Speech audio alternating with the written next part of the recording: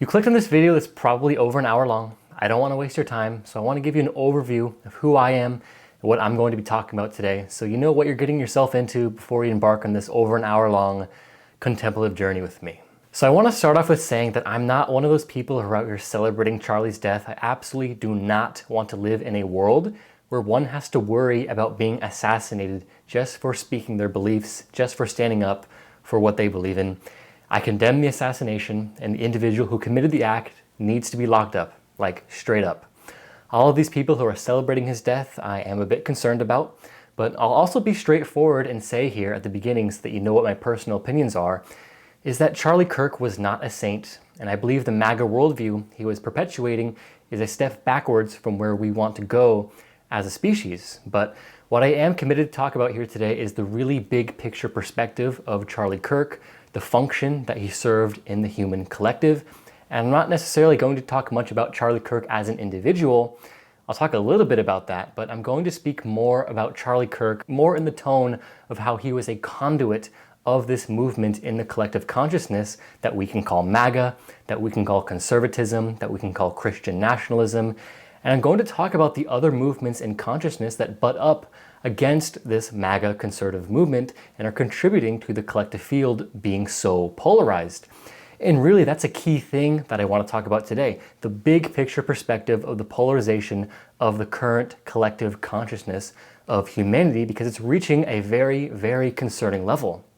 And I want to talk about how this polarization led to Charlie Kirk's assassination, and I want to actually posit ways in which this polarization could be calmed down a little bit so the field doesn't devolve into more people getting assassinated, which could literally lead to some sort of civil war. There's already a sort of cultural war happening, but certainly we don't want an actual war, which would be a very terrible thing.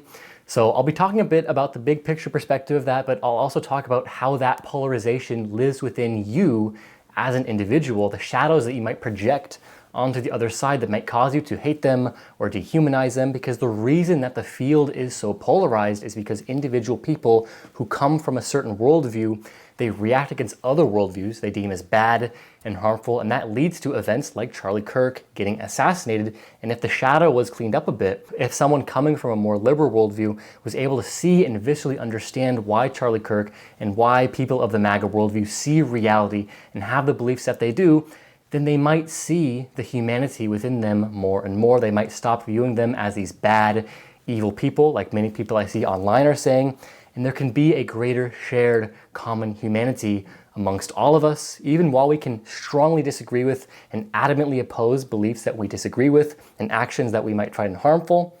We can still hold our commonly shared humanity. And I'll say this before I get started, the key to understanding the polarization of the collective field is in developmental psychology. I've got some books up over here on the shelf. I'm actually going to take them down. Spiral Dynamics is one of them. Bunch of any integral psychology is one of them. These frameworks are what I'm going to be pulling from today. A lot of the integral psychological perspectives, because really the polarization in the collective stems from one side, which is the MAGA worldview, which is this sort of very religious, very Christian, very nationalist, and for some people in this worldview, it is also a very white-centered, ethnocentric worldview that is seeking to conserve and maintain what the status quo has been for many, many decades, maybe even longer than a century. And then you have this other emergent side, the more liberal worldviews that all share a similar structure in consciousness. They express a strongly globalist and world-centric worldview that are primarily concerned with things like diversity, equality, equity, inclusion. They have a very strong care for all of life. They advocate for doing things about climate change. They advocate for dismantling any system they see as oppressive, such as racism, sexism, classism, etc. And so what's happening is that these two movements in consciousness are essentially fighting each other, and they're polarized and pitted against each other. And what I'm saying is that this polarization can mostly be explained by developmental psychology. The two groups that I've described here are generally at different stages of human psychological development, so also a huge exploration in this video is going to be examining how we can actually navigate these tensions and create bridges between people operating from completely different worldviews and developmental levels. Because what I've come to realize is that when we're dealing with people who see the world fundamentally different than we do, the typical approaches of debate, argumentation or even trying to just like educate them with facts like Charlie Kirk tried to do, well, they often backfire completely. We end up talking past each other, getting more frustrated and becoming even more polarized. But what I want to illuminate for you is that there are ways to engage across these differences that actually create the conditions for understanding rather than triggering defensive reactions. There are also ways to hold strong boundaries around harmful behavior while still seeing the person behind the behavior as a human being who's been shaped by their experience and as a human being that's trying their best based on how they know. So there are ways to stand firmly for your values while engaging in ways that might actually change hearts and mind rather than just making yourself feel righteous. I feel that people coming from both sides, they're just bickering back and forth and they're trying to just assert their worldview on top of the other one and assert their sense of righteousness, assert their sense of superiority. And again, there's a lot of harm taking place within these certain worldviews. And this isn't about becoming passive or tolerating harm. It's about becoming more aware of how people actually change and how people actually grow. Because if our goal is really to create a better world, then we need to understand how to engage with people in ways that open their minds and hearts rather than closing them down. So that's what's going on in this video, guys. The vibe and intention of this video is to sort of like rise above this field and give you a really enormous big picture perspective of what's happening. I also have a Carl Jung book here as well. I'm not sure if you can see it up there. I'm going to grab it real quick.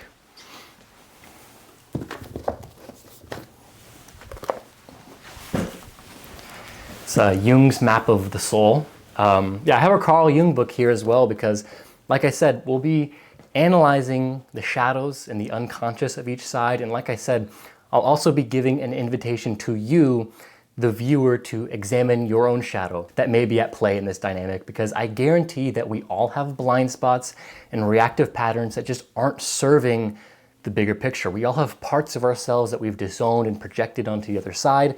And part of what I'll be inviting you to do throughout this exploration is to notice where you might be doing that, because my intention always in all of my videos is to help you develop as a human, psychologically, spiritually, emotionally, morally. In every facet of life, I want to help you develop, because higher psychological development is what will ultimately heal our world and create the type of society that deep down we all want to live in. Because when you develop psychologically, you can expand your capacity to hold paradox, you can see partial truths and perspectives that you disagree with, you can feel and deal with your emotional reactions rather than being hijacked by them. You can think systemically and see the larger patterns at play. Your consciousness becomes less black and white and more nuanced. You start to express a broader concern for all people and all of life. And even in the face of perspectives you strongly disagree with and find harmful, perhaps some of Charlie Kirk's beliefs, you can still see the humanness in these people. You don't resort to dehumanizing them and celebrating their death or wishing that people who think like them are better off dead, because the moment that we start collectively dehumanizing people and literally wishing that entire groups of people with certain beliefs and certain worldviews are better off dead, we've lost touch as a species, we've lost touch with love, we've lost empathy, we've lost touch with God if you want to come at things from a more spiritual perspective. And my job is to align you with love, align you with truth and genuine understanding. That's the entire theme of my channel. I'm a sort of philosophical, spiritual life coach, to speak a little bit about myself. I am obsessed with studying this stuff. I'm obsessed with studying and exploring my own mind. And this channel is sort of a philosophical, psychological, spiritual quest of my own being. This is the stuff that I think about all day, every day. And everything I do here is with the intention of helping to create this more beautiful world that our hearts know is possible. So I'm really excited to dive deep with you here today. I can give you a promise here that the perspectives and the information that I'll be talking about is almost certainly not being talked about in any other video or reaction to Charlie Kirk's death. And I haven't seen a Charlie Kirk video that goes as deep and as covers as large breadth as this one will. And really, I'm not just talking about Charlie Kirk, guys. I'm talking about the MAGA movement. Like, what even is the MAGA movement? Like, what is the developmental psychology that creates the MAGA movement? We are going super big picture, super wide, super deep in this video. So I'm really excited to dive in with you today, guys.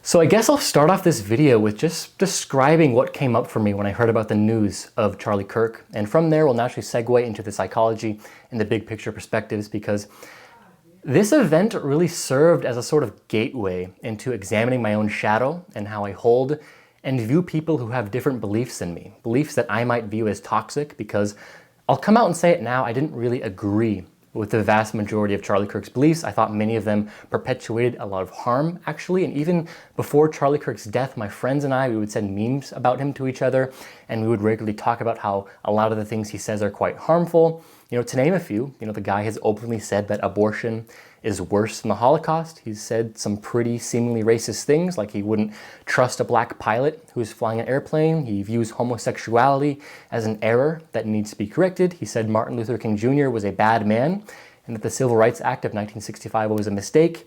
He said that a lot of the damage and a lot of the harm being done in Gaza is largely a propaganda campaign. And these things he said are frankly just downright toxic beliefs that are in no way serving humanity. Most all of what they are doing, and I know I'm speaking about like the most, severe things that Charlie Kirk has said here, but most all of what they are doing is dividing people further and further, which is exactly what the world just does not need, especially in this highly polarizing time. I also felt that a lot of what he says was just provocative and intended to be rage bait, clickbait, so he would get more views and clicks and thus more money for him. But for this reason, because Charlie Kirk had these, rather divisive views, I didn't hold Charlie Kirk highly in my mind. I could admire that he was someone who held space for an open dialogue for people with different beliefs. He could get into this very heated atmosphere where there's thousands of people watching and stay grounded and centered in his beliefs and stand up for what he believed in. I honestly can really admire that about him. I wish that I personally had the ability to go into large crowds and stay that grounded in myself. So I admired that, but what I did not admire as much were his actual beliefs. Like I said, I thought many of them were quite harmful. That's the way that I held Charlie Kirk in my mind for many, many years. So when I got a text from my friend that was a screenshot of an article with headline, Charlie Kirk shot at an event in Utah, and then shortly after, my other friend texted because it was in a group chat, and he said, just saw the video. He's for sure dead. And then I had my friend send the video in the chat, and then I watched the close-up video of Charlie Kirk getting shot in the neck and blood just pouring out of him. I really strongly recoiled in disgust when I first saw this. My chest got tight, blood rushed to my head, my heart started pounding, and I was just in shock, like, holy fucking shit, I can't believe this happened. And so literally for the next 3 or 4 hours, I was in kind of this like shocked and emotionally charged state. I had plans to go to the gym later and get some work done, but none of that happened because I was just so shocked about what I had just seen, which was a live, high-definition, gruesome video of an assassination of this guy that I had known about for years and had seen many clips of, so many memes about, and my emotions were so high and I felt so bad that I just wanted to lay in bed the whole day. And so to alleviate these emotions, I just kind of distracted myself a bit. I just kind of scrolled and texted my friends, and I tried not to go too deep into this discomfort of what I was feeling. But the entire time I was laying there in my bed just trying to scroll and do things that would take my mind off the horrible scene that I just witnessed, I was deeply processing this event in the background, and various parts of me were rising to the surface in reaction to this event. There was this immediate part of me that came to the surface, like when I had first viewed the video, that had empathy for the man, that thought that no one should be killed for standing up for what they believe in.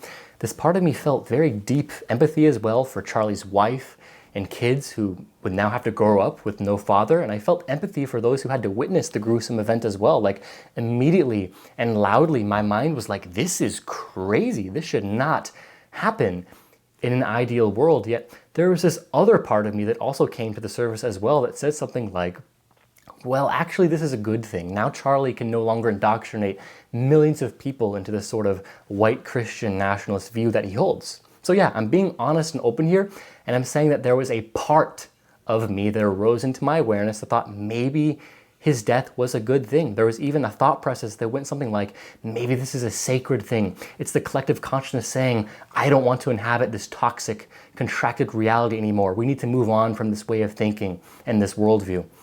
And there was a part of me that literally was like, yeah, Charlie, if you fuck around, you find out.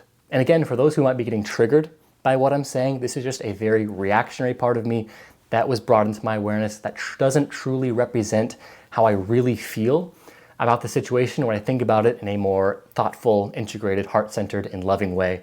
I'm just describing my immediate thought processes as they occurred in real time. So As I was processing this, a lot of the people I follow on social media were reacting to the event. Some were posting on their Instagram stories like prayers for Charlie Kirk, and others were sort of like mocking and laughing at his death and talking about how ironic it is that a man who was a zealous advocate of having very open gun laws was murdered with a high-powered bolt-action rifle.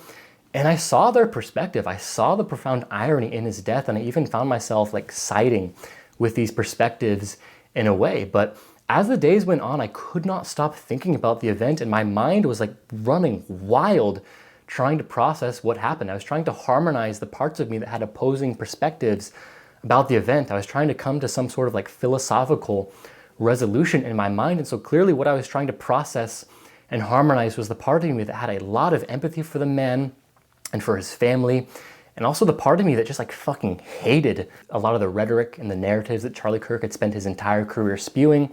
The part of me that hated Charlie's beliefs and found them toxic was the part of me that thought, well, maybe it's a good thing that he's dead. Now we can't perpetuate this harmful rhetoric anymore and indoctrinate all of these people. And this part of me that thought his assassination might be a good thing, again, was a very reactionary, very egoic part of me. And the thing about reactionary, egoic parts of ourselves is that they're often just like out of touch with the larger fabric of life and our fundamental interconnectedness and oneness with everyone and everything. Oftentimes these reactionary ego parts, they're not in touch with our heart, which is kind of like the part of us that really is connected to everyone and everything. And so these reactionary ego parts, they're so identified with who we are and what we believe in that it can be quick to not expand empathy and care for anyone outside the ego's in-group. The ego can even dehumanize anyone outside its own in-group as well. And that's sort of what this reactionary part of me was doing in kind of a subtle way. And it's what a lot of these people online who were like celebrating his death were doing as well. So, and me naturally being this very big picture thinker, when these reactionary parts of me settled, this larger, more close to my heart perspective was able to hold this very reactionary ego part of me, as well as the part of me that felt a lot of empathy for the man too. And I was able to see that this reactionary part of me that might have viewed his death as a good thing just wanted to live in a safe world where people love each other and people are nice to each other, in a world where people aren't oppressed and where everyone has their basic needs met and where everyone has an equal opportunity to self-actualize. And I viewed Charlie Kirk's beliefs as being very much against that reality I want to live in. And so when this reactionary ego-identified part of me came online, again, it was a very ego-identified part of me, and strong ego identification always has a tone that's like, my worldview good, other worldviews bad. And the ego will always see itself, its beliefs, its worldview as good, and then anything that goes against the ego's in-group or the ego's beliefs will be seen as bad, as evil, as something to be eliminated. But of course, my logic, the ego's logic, it's deeply hypocritical. My heart was saying that I want to live in a safe world where people love each other and where people aren't oppressed. But then this part of me that was saying Charlie Kirk's death is a good thing was advocating for a reality that totally is not the ideal world that my heart wants. Being brutally murdered in broad daylight in front of thousands of people is not the more beautiful world that my heart knows is possible. Like, it's so obviously not that reality, and it's so obviously not okay that this happened. And that part of me that just felt pain in my heart for the man. Like, I felt it viscerally in my heart. There was this knot in my heart. My chest was tight. Blood rushed to my face when I first saw the video of this. And this part of me was just telling me, fuck no, this is so wrong. But of course, then the strongly ego-identified part of me was tried to rationalize it, being like, oh, we need to just eliminate the evil first, and then we can have that world, right? But that's what the ego always tries to do. It thinks in rigid black and white. It views itself and anything it identifies with as good and everyone else as bad. And the ego generally believes if it just eliminates evil in the world, then we will have this paradise and the world will be this amazing, great place. But what the ego fails to see is that this very way of thinking itself is evil.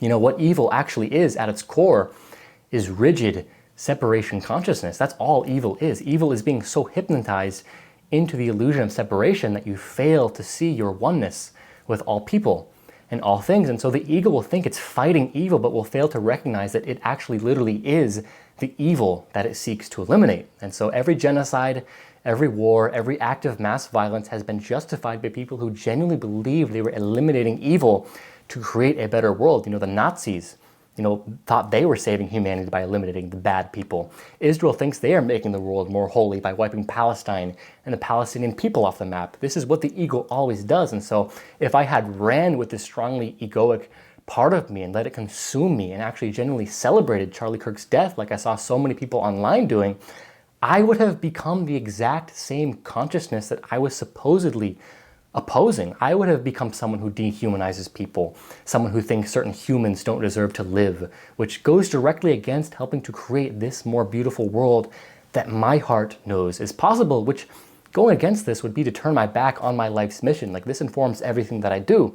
So I wanted to be a little bit vulnerable and share my thought processes with you as they occurred, because I know there are so many people out there who hate Charlie Kirk. I'd imagine the vast majority of my audience really does not like Charlie Kirk at all.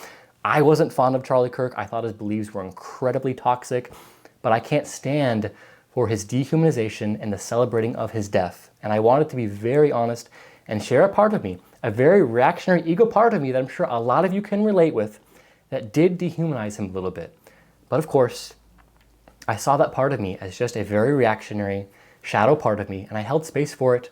I held space for it in this larger, open awareness that is my direct experience, and I could hold and give space for the different parts of me to have a say and voice their concern. The problem is that people become so fused with and totally identified with that reactionary ego part, they actually might even live their entire lives within these reactionary ego parts and never know anything different. It's being so fused with these reactionary ego parts that the dehumanization takes place, that evil takes place. And this is exactly where I want to dive deeper with you, the very capacity to step back from our ego and enter into a broader, larger awareness that can hold more complexity and nuance and concern for all people and things is the very indicator of higher psychological development, which is so direly needed if we want to transcend these rigid stories of good versus evil and us versus them.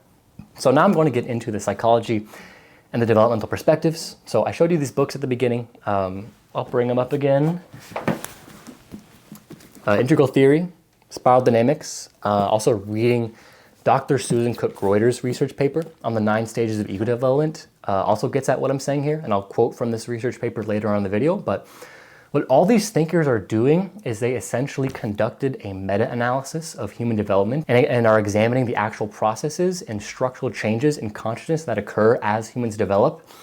And what every single model of human development finds is that human maturation actually unfolds towards ego transcendence. When you get into the higher stages of adult psychological development, the direction of healthy growth is actually towards less ego identification, less rigid self-other boundaries, less black and white thinking, and more capacity to hold complexity, paradox, and multiple perspectives simultaneously. A lot of the earlier stages of development, people are highly ego identified. They think they are their beliefs, they are their political positions, they think they are their cultural identity. Their sense of self is like completely fused with their particular worldview, so any challenge to their beliefs feels like a very deep existential threat to their very being. This is why political disagreement can feel so personal and so threatening to people, because they literally experience it as an attack on their identity. This is why many people in the MAGA worldview are so threatened by emerging liberal values, values of diversity, equity, inclusion, and where people of different sexual and gender orientations express themselves freely. It's less black and white. Gender becomes a spectrum rather than rigid categories of male and female. Things don't fit into these narrow, rigid boxes anymore, and that's experienced as an enormous threat to the MAGA worldview because their minds literally cannot hold that complexity. They view it as wrong, weird, wacky, crazy, sometimes even evil. Their mind can't even fathom this potential gray area rather than these rigid binary categories. But, as people develop psychologically, they begin to recognize that they are not their thoughts, they are not their beliefs, they are not their political positions, and they start to see these things as temporary constructs that they hold rather than permanent fixed aspects of who they are. This creates what we can call cognitive flexibility, the ability to consider different perspectives without feeling threatened, the capacity to hold uncertainty and complexity without collapsing into rigid certainties. And so I promise we're going to get into the big picture of Charlie Kirk, MAGA, and today's political polarization. But first, I need to describe to you some of the stages of the developmental process, because once we describe the different stages of the developmental process, we will see how different political groups are at different stages. We will see how today's politically polarized sphere is basically just a clashing of groups of people at different developmental stages, because once you see this, the whole landscape starts to make sense, and more importantly, this developmental perspective offers us a pathway forward. Instead of trying to defeat or eliminate the other side, we can focus on creating the conditions that actually support people's psychological development and help them transcend the rigid ego identification that creates this polarization in the first place, and that helps us transcend the very structure of consciousness that creates these dehumanizing beliefs in the first place, beliefs that Charlie Kirk and the MAGA movement hold. And I'm going to say it now, the liberals and the progressives are guilty of this too. Anytime that we have like a rigid tribal identity and we're just kind of clashing with another and we can't hold this larger, broader awareness, we are contributing to the polarization, and the culture war rages on. So I'll start a running graphic here on the screen, and I'm going to run us through the perspective taking capacity that comes online as the healthy human developmental process takes place. The primary sources I'm deriving this inquiry from is from Dr. Susan Crook-Greuter's research paper titled The 9 Stages of Increasing Embrace of Ego Development, and also Kim Barta, who is a psychotherapist. His research paper titled The 7 Perspectives on the Stages Developmental Model. I'll link both of those research papers in the description of this video if you guys want to look at those sources yourself. But what all humans start life in is in the first person perspective. In the first person perspective, everything is about me, me, me. There's little to no awareness that others have a separate mind. My want is in the foreground, and there's pretty much no consideration or even awareness of any other person's mind or perspective. Usually a human moves out of this perspective at about age 4 or 5, but if someone experiences trauma at this stage and isn't able to fully develop properly and fully leave this stage, this is typically what creates what is commonly called narcissism. This first person perspective isn't really relevant to our discussion here, but I just wanted to include it to just tell you how the process goes. But anyways, usually around age 4 or 5, humans enter into what is called the second person perspective, and that they develop theory of mind, where they realize that other people have their own unique mental states, beliefs, desires, intentions, and emotions, which may differ from one's own, and that these mental states very much influence the behavior of the other person. So the fundamental realization of the second person perspective is others have their own experience separate from mine.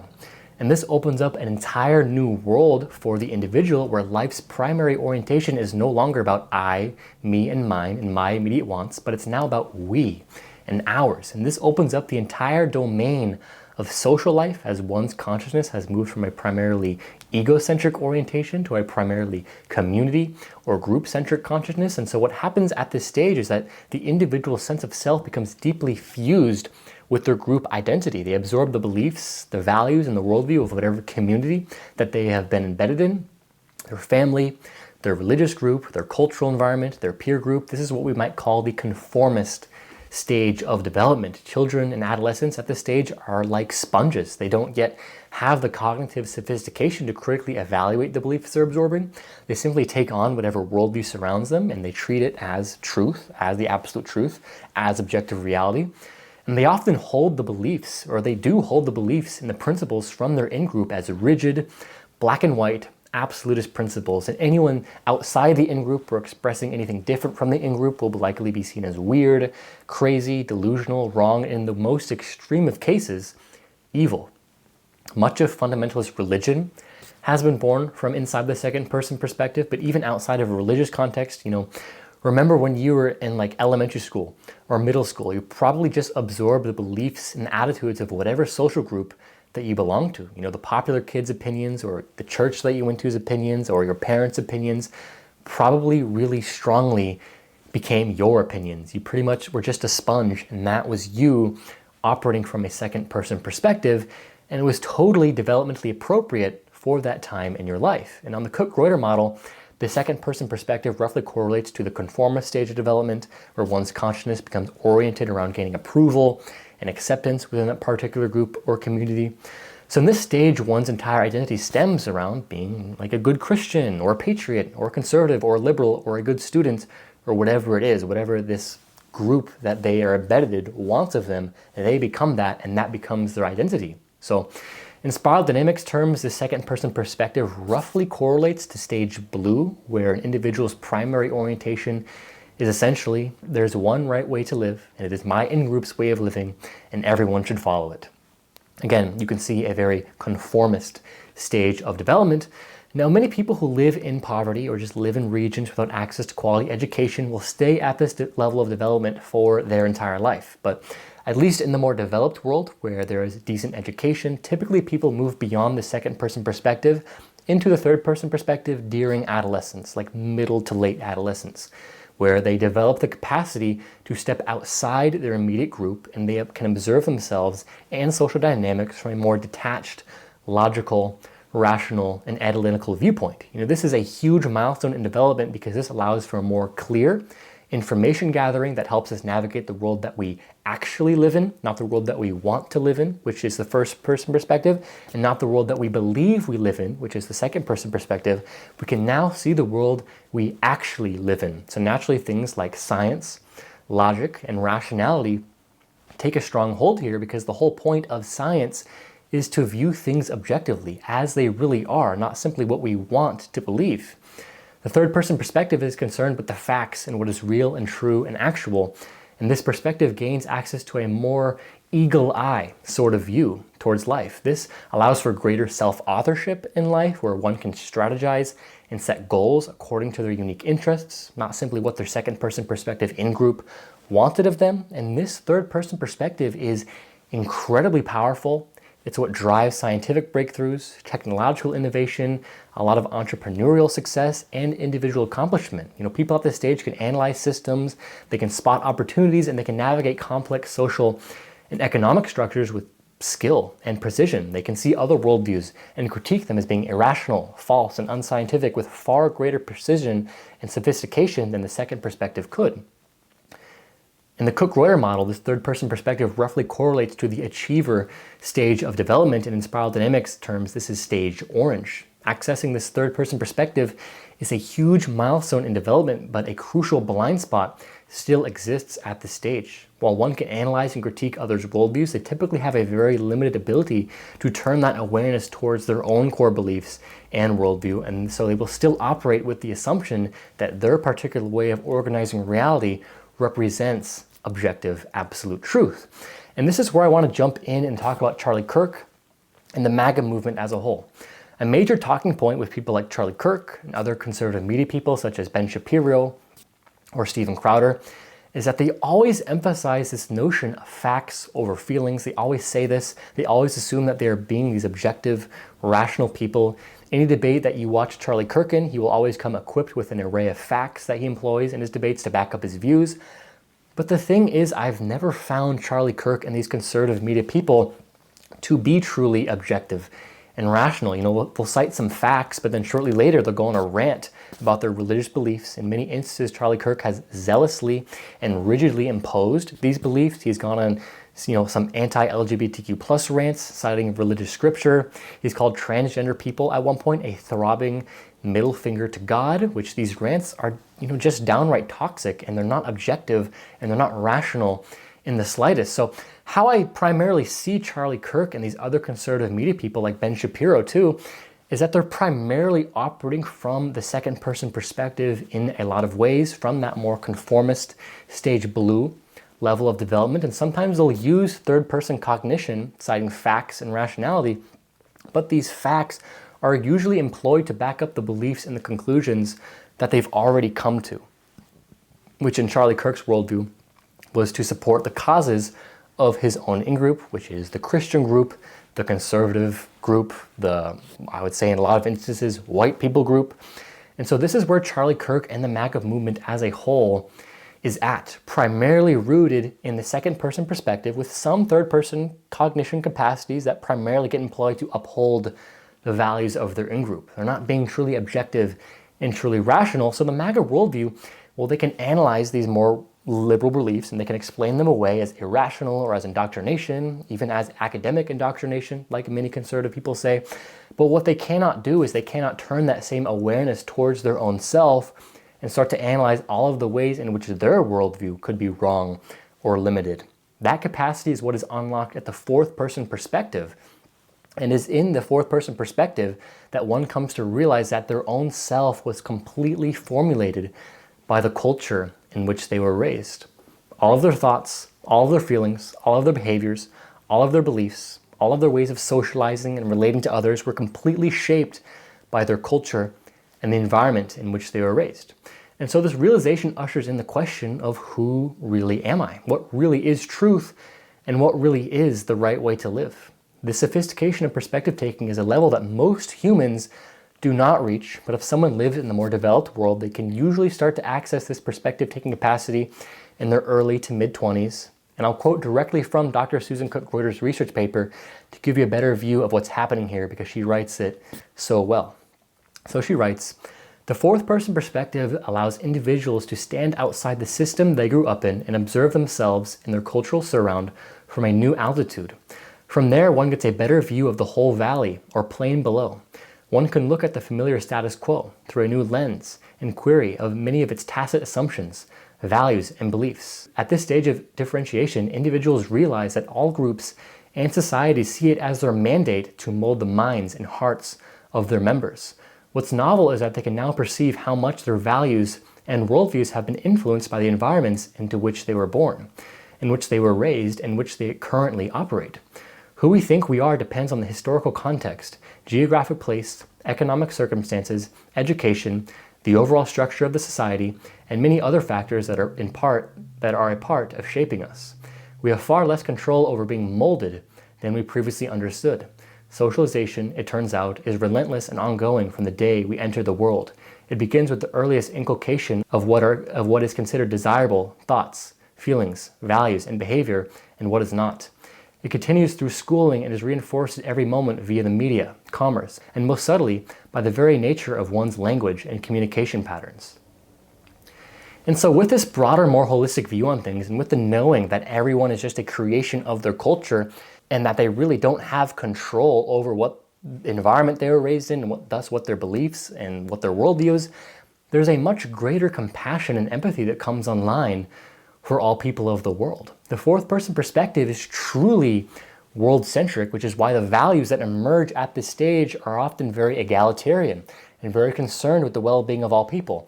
This is why much of the present-day progressive and liberal values are concerned with things like diversity, equity, inclusion, sustainability of the climate, social justice, collective responsibility, is because the fourth person perspective becomes concerned with the well-being of all people and the entire system at play. And because fourth person cognition can take this broader, more holistic view on things, they exert systemic awareness, and thus they become concerned with dismantling oppressive system, which is why present-day liberal and progressive movements are so gung-ho on dismantling systems such as racism, sexism, classism, and other various forms of oppression. This stage of development roughly aligns with Cook-Reuter's pluralist stage and spiral dynamic stage green of development. And it's precisely these pluralist, fourth-person perspective values that Charlie Kirk, Trump, and the MAGA movement vehemently reject. In everything the MAGA movement does, they're always rejecting anything that is in alignment with these more pluralist, more egalitarian, more progressive values. The fourth person perspective realizes that everything is not so black and white. People come to see that gender is a spectrum here, rather than a rigid black and white category. People operating from a more earlier perspective, taking capacities, well, they can't see that. Their level of cognitive sophistication can only see the black and white, the rigid distinctions of male and female, and so they view that gray area as incredibly confusing and oftentimes threatening to their way of seeing things and their way of operating in reality, their way of living life. People operating under the second person perspective who are indoctrinated into a more fundamentalist Christian type of worldview were literally told by their in-group that homosexuality is an error that needs to be corrected. They literally believe that there is an all-knowing God up there in the clouds somewhere who wrote in a book that homosexuality is bad. And so when they see all of this pro-LGBTQ plus stuff, they get very, very, very threatened. They see it as a threat to the very foundation of the way that they live life and the way that they see truth and the way that they organize reality. It's not that they're trying to be bad people. Their minds just have a very hard time holding anything other than what they were indoctrinated into. The fourth person perspective, because all perspectives and truth are seen as valid here, because you realize you're a product of your cultural conditioning, Because you realize that all perspectives and truths are now valid to a degree, the fourth person perspective, pluralist people, they simply let people be as they are. They're completely fine with people being gay. They're completely fine with other forms of gender expressions. And their worldview becomes more and more about letting all people have a voice, especially the marginalized who previously didn't have a voice. They become more and more about letting all people be themselves, giving all people equal opportunity. This is also why those at the pluralistic stage begin to dislike capitalism more and more and more, because they realize the hierarchical, exploitative, and oppressive way that the capitalist structure operates in our current world creates a world of haves and have-nots. With this greater concern for the well-being of all people in all life, you can say there's a lot more empathy that comes online here. And I'm just going to play you a clip to tell you what Charlie Kirk thought about empathy. Bill Clinton in the 1990s, it was all about empathy and sympathy. I can't stand the word empathy. Actually, I think empathy is a made-up New Age term that it does a lot of damage. And so I hope you can see now that an enormous reason the collective consciousness is so polarized right now is because you have this emergent, pluralistic, fourth-person perspective consciousness coming online more and more and more. And the more it comes online, the more that those groups that are operating at the earlier stages are getting threatened and feel the need to stand their ground and feel the need to make America great again. When Trump coined the phrase, "Make America Great Again," what's really being said is that they want to go back to a time in which these pluralistic, stage-green consciousness values did not exist, because it is precisely this consciousness that they view as intoxicating the world in their eyes. And so what's really important to emphasize here is that Charlie Kirk, Trump, and really anyone who is a part of the MAGA movement fundamentally cannot understand these pluralistic values because they have not unlocked the fourth person perspective within themselves. Unlocking the fourth person perspective requires a fortunate upbringing. It requires a certain level of education. It requires a certain level of openness of mind and a certain exposure to other perspectives. And the thing with the MAGA movement is the vast majority of people in the movement live in rural regions where religion is the dominant worldview that one is indoctrinated into. And because they live in rural regions, they aren't ever exposed to any other perspectives or any other kinds of people. And so as they grow up, their consciousness solidifies around this very narrow worldview that they were indoctrinated into. The second person, maybe early third person conformist structure of consciousness. You know, the reason that virtually every major city in the entire country votes for the liberal candidates each election is because cities are melting pots of people of different backgrounds and different perspectives, and that gives one the input they need to break free of the conformist herd that they grew up in and develop into the third person and fourth person perspectives, and thus adopt more pluralistic, progressive values. And Charlie Kirk is a very interesting case. You know, I was curious about him and his life after his assassination, and I read up on him, and what I learned about him was that he grew up in a conservative, religious, Republican household, so that's the in-group that he was indoctrinated into, and Charlie couldn't control that. And what I also learned was that Charlie Kirk had a sort of political awakening when he was just in middle school, where he started learning about Milton Friedman's economic philosophy, who was a strong proponent of free market capitalism, like having no regulations on the markets and having absolutely minimal governmental play in the economy. It's a very libertarian, conservative philosophy. And as he went through high school, he slowly started to build up this political persona centered around Reagan's economics, Milton Friedman's philosophy, gun rights, and other common conservative talking points. And what really was the kicker for me that made me realize that Charlie Kirk's development had become arrested or halted was that he founded his organization, Turning Point USA, at the young age of 18. He didn't go to college. Instead, he immediately went straight to political activism. He founded his organization, and he started writing books and doing these open dialogues and visits to college campuses and these types of things. And I want you to just imagine what happens when your entire identity, your business model, your social network, and the very way in which you make all of your money becomes dependent on the worldview that you formed as a teenager. Well, you become unable to genuinely question your worldview. It would threaten your survival and your identity so deeply that questioning it would never even cross your mind. Imagine if Charlie Kirk had some fourth person perspective awakening and had to genuinely consider that his worldview might be wrong or limited in some way, and that it's purely a conditioning of his culture is the reason that he thinks the way he does. Well, if he had that fourth perspective awakening and started questioning himself, he'd lose his audience, he'd lose his revenue, he'd lose support, he'd have an existential crisis. Maybe if Charlie had attended college or did some traveling around the world, instead of founding Turning Point USA at age 18, things would have changed. But he didn't, and instead he devoted himself to the worldview he formed as a teenager, utilizing facts and data to find more and more sophisticated ways of communicating his worldview, developing more and more debate skills to effectively get his points across, but never actually developing in a vertical sense to come to a higher elevation and genuinely question his worldview and potentially move into the fourth person perspective. So really, Charlie Kirk was someone who was effectively and with a lot of sophistication able to communicate the conservative MAGA worldview. The reason he was so famous was because he so effectively was able to communicate this worldview and essentially be a lighthouse or a beacon for other people who are at those similar developmental levels to latch onto and be like, oh, I agree with what this guy is saying. This makes a lot of sense.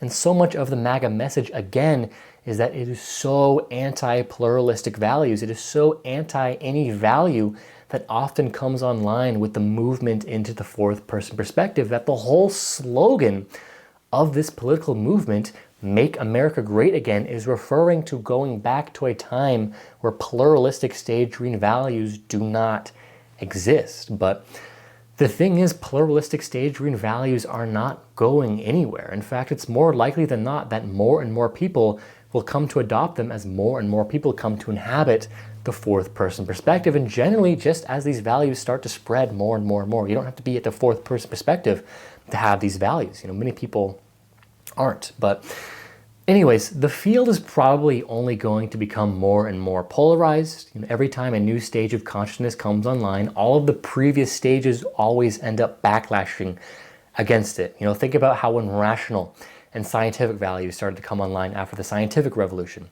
the traditional religious establishment didn't just quietly accept these new ideas, they violently opposed them. Galileo was put under house arrest for suggesting the earth revolved around the sun. Darwin's theory of evolution was met with outrage and condemnation from religious authorities who saw it as a direct attack on their worldview. Many early scientists and rationalists were accused of heresy. Books were banned, and in some cases they were even executed and imprisoned for promoting ideas that challenged the established religious order. This exact same type of collective backlash happens every single time a new order of consciousness emerges in the collective, and it really wasn't until around the 1960s when the counterculture movement emerged that we first had a significant mass of people who were coming to adopt pluralistic values. And since then, more and more people have come to take on these values, and we're reaching a time where so many people in the nation and in the world too are now coming to inhabit these values, and we're reaching a time where so many people in the nation are now coming to inhabit these values at the previous stages of consciousness, the traditional, religious, nationalist, conformist worldviews, are feeling profoundly existentially threatened. They're not just merely disagreeing with pluralism as if they can perform some rational, objective analysis and come to the conclusion that pluralist values are wrong. Well, they're actually experiencing these values as a direct assault on their entire way of life and their way of making meaning and their understanding of reality itself. And this is why the MAGA movement has become so intense, so emotionally charged, and frankly so desperate. When you're operating from earlier developmental stages and you see the world around you rapidly adopting values that you feel completely foreign and threatening to everything you hold sacred, it doesn't just feel like political disagreement, it feels like cultural warfare. It feels like your entire world is under attack. So what we're really witnessing right now, it's not just about policy differences. What we're witnessing is a massive developmental tension playing out on a collective scale where two fundamentally different ways of organizing consciousness are clashing against each other. And so the tragedy is that virtually everybody on both sides doesn't understand this dynamic. The MAGA folks think they're fighting against evil, corrupt liberals who want to destroy America. The progressive folks think they're fighting against ignorant, hateful bigots who need to be defeated or eliminated. And they just clash back and forth. They bicker back and forth, and they even assassinate some people they disagree with, like Charlie Kirk, and the field becomes more and more and more polarized. And I also want to jump in here and say that not everybody who adheres to liberal progressive values has the capacity for the fourth person perspective, I'd actually estimate from like my personal encounters with liberal progressive people that most of them are not at the fourth person perspective.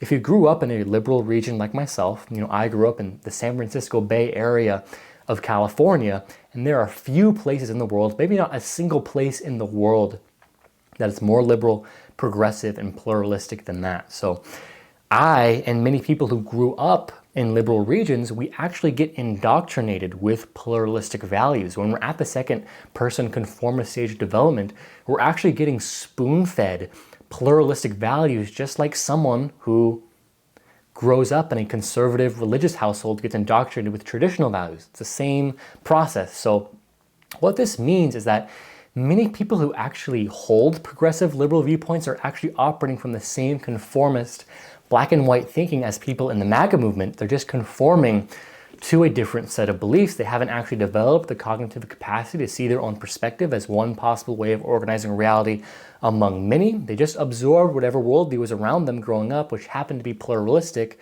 rather than traditional values.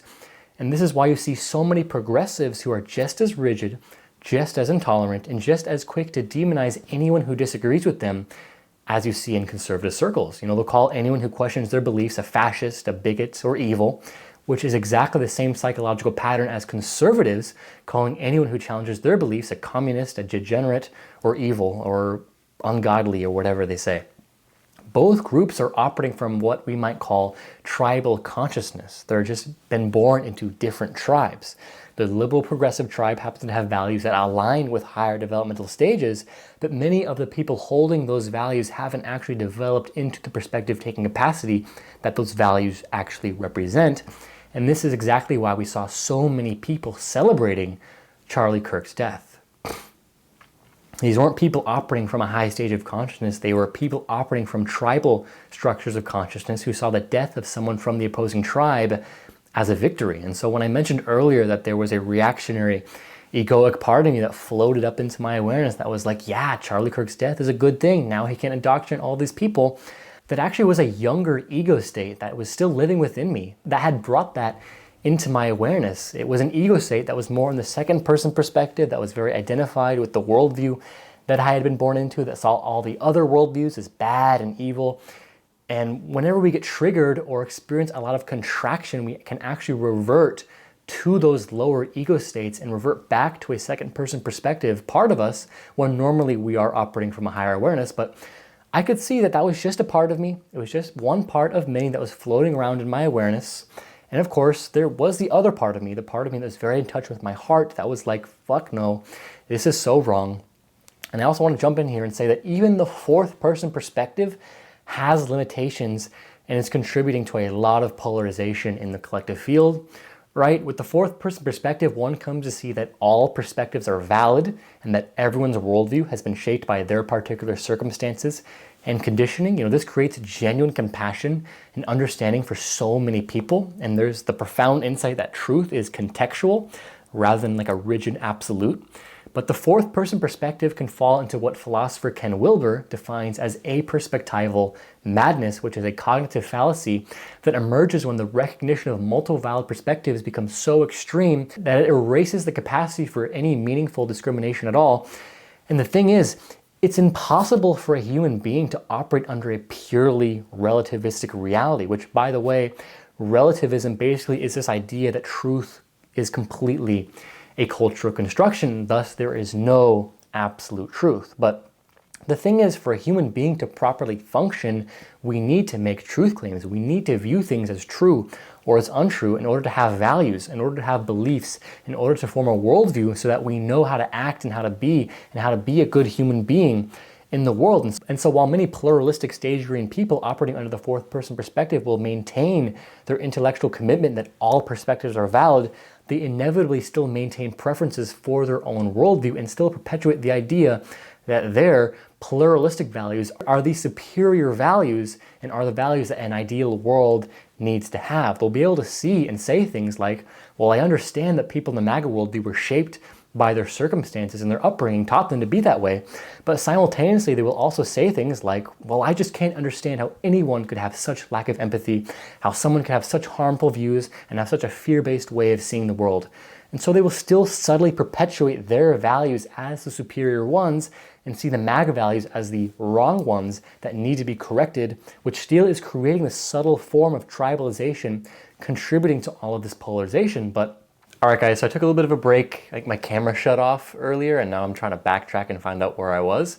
But I think where I was at is that a perspective I want to offer is that there's actually a higher order, more sophisticated and more effective way of viewing this entire picture that we can talk about utilizing Terry O'Fallon's stages model that comes online at the 4.5 stage of development, which represents an enlarged, more expanded fourth person perspective that doesn't fall into these traps of aperspectival madness. Kim Barta writes in his research paper on the stages model at 4.5, which this 4.5 stage can roughly translate to stage yellow in the spiral dynamics model, teal in the integral model, and the strategist stage in the Cook-Greuter model.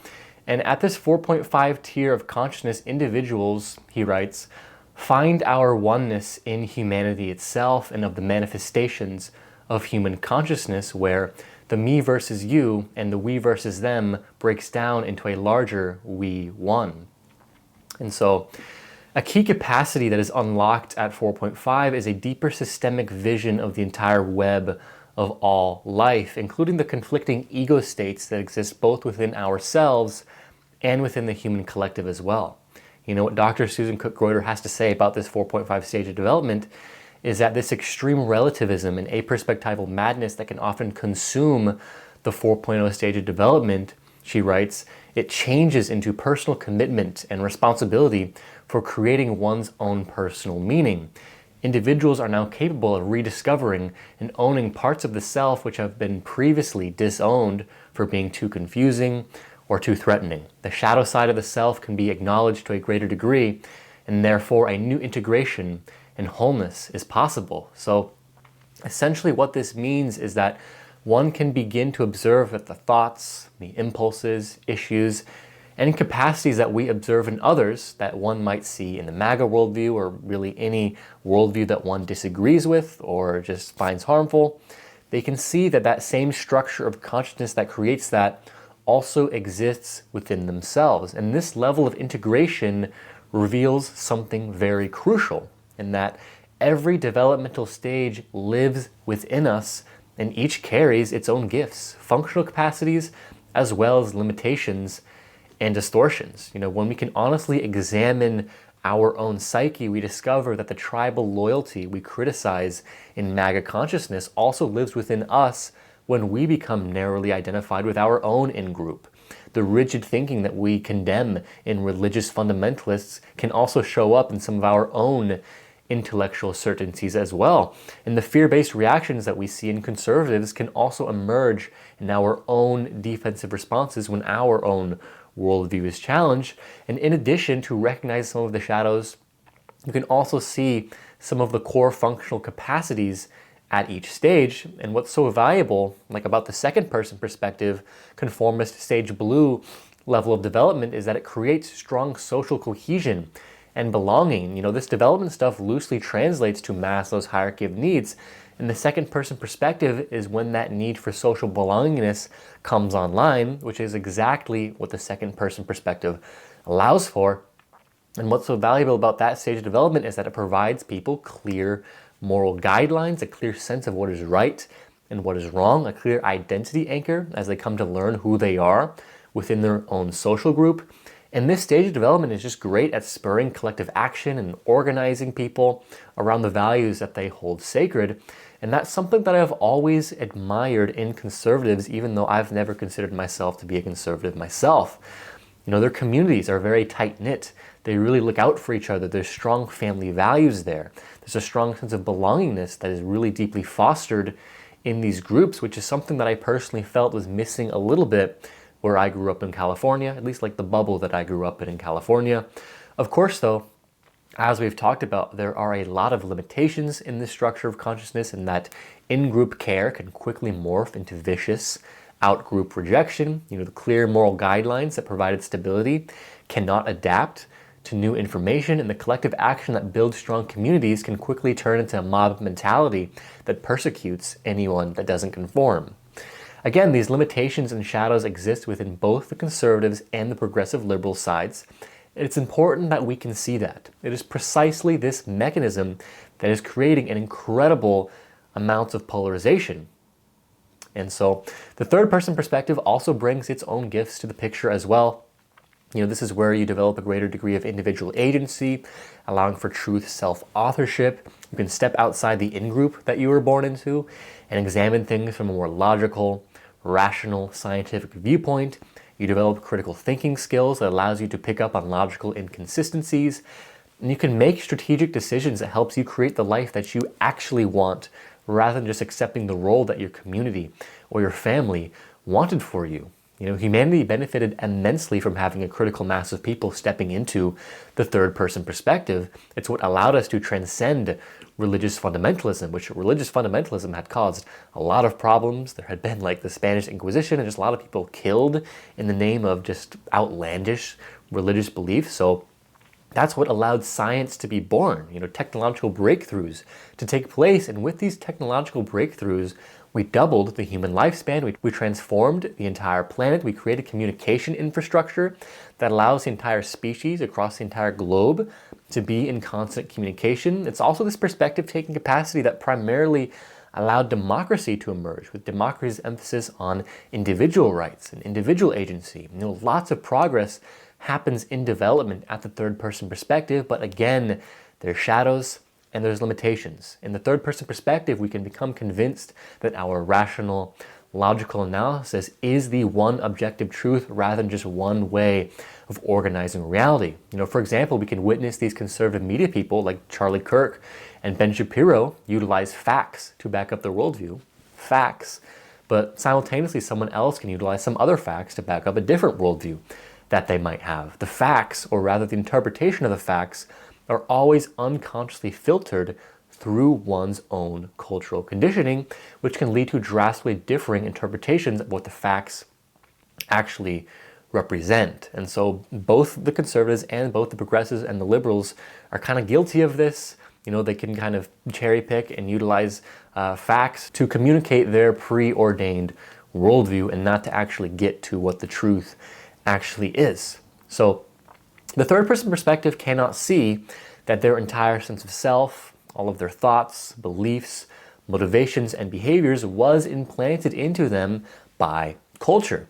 The third person perspective can transcend some of their earlier in-group's limited perspectives and ways of being, but what they cannot see is that they are still largely a creation of their culture. Not even largely a creation, they are purely a creation of their culture, that even science and objectivity and rationality comes baked in with its own cultural assumptions, and that realization that literally your entire self, everything you think, everything you do, everything you believe is a construction of culture, is what ushers in the more world-centric fourth person perspective, which has birthed many of these present day liberal and progressive values. So do you see how in the process of development, one is coming to inhabit a higher and higher altitude in their consciousness? This graphic I put here on the screen might help you to see this. The developmental process is really a process of taking a greater altitude in perspective taking. And given that the fact that our world's problems have become increasingly global in nature, it makes sense that more and more people are unlocking the fourth person perspective, because this is the capacity that is necessary to help solve these problems. And what the enlarged 4.5 perspective can see is that all of those different perspective-taking capacities exist within their own self. It's not like you move to the fourth person perspective or 4.5 and you just forget or don't have access to the third and second and first person perspectives. You're expressing an entire web of development within your entire being, and as you go up the spiral, as you go up in development, your psyche becomes more and more complex and multidimensional. And so what you see here is that each development level is also serving its own functional capacity within the human collective.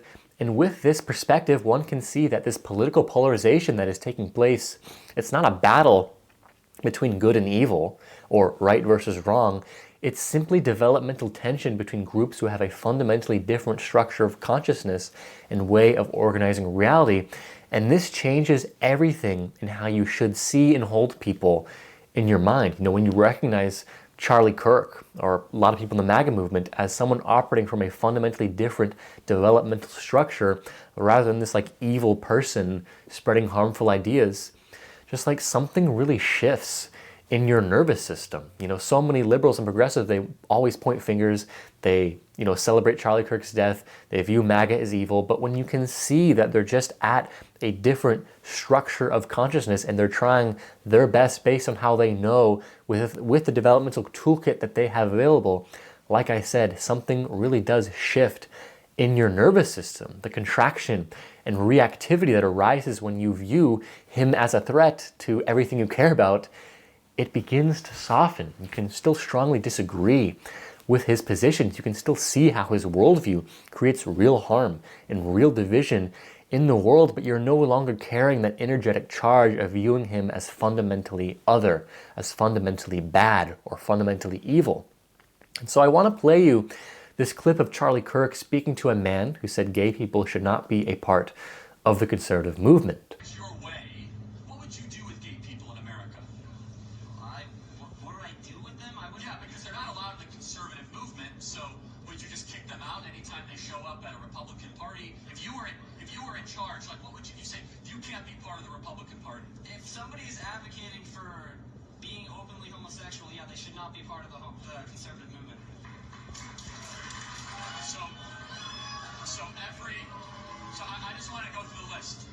Guy Benson, no place in the conservative movement. Dave Rubin, no place in the conservative movement. Peter Thiel, no place in the conservative movement. So that just to go down the list. If they're supporting open homosexuality. So I'm going to ask a very respectful question, as respectfully as I can. What does what they do in their private life concern you so much that you have to go up in front of a crowd? It is against God. So let me ask Are you you a a Christian question. or not? Do we live in a theocracy, yes or no? No, do we live in a theocracy? You said you're a Christian. I am a Christian. And do you know what? And guess what? I will say this. Part of being a Christian is appropriately interpreting what the theological says for the individual, but also means to be long-suffering and patient and loving and kind. Jesus Christ talked to all people. Jesus Christ went and did his ministry through Judea and Samaria, and he had dinner with tax collectors, and he had dinner with prostitutes, and he did his ministry in every part of the Mediterranean. What it means to be a Christian, my friend, is to be open-minded but firm in your beliefs, so you can have that belief. But if you say there's something inherently wrong with communicating or associating just because they make different personal decisions than you, sir, are not a conservative. Thanks for being here tonight. And so as you can see in this clip, Charlie isn't trying to dehumanize gay people. He actually welcomes them into the conservative movement. He's not trying to strip their rights, and he's not trying to exile them like many liberals think he is. And when I watched this clip, something just softened in my body. I definitely saw the human in him more and more and more. So I'm curious what this brings up for you. He clearly is like having a compassionate viewpoint on this, even though he disagrees in his religious beliefs about gay people. But he's clearly inclusive of them. He doesn't want to exile them and wipe them off the face of the earth like some progressives want to think. And I also want to play you another clip where Charlie Kirk is speaking to a transgender individual.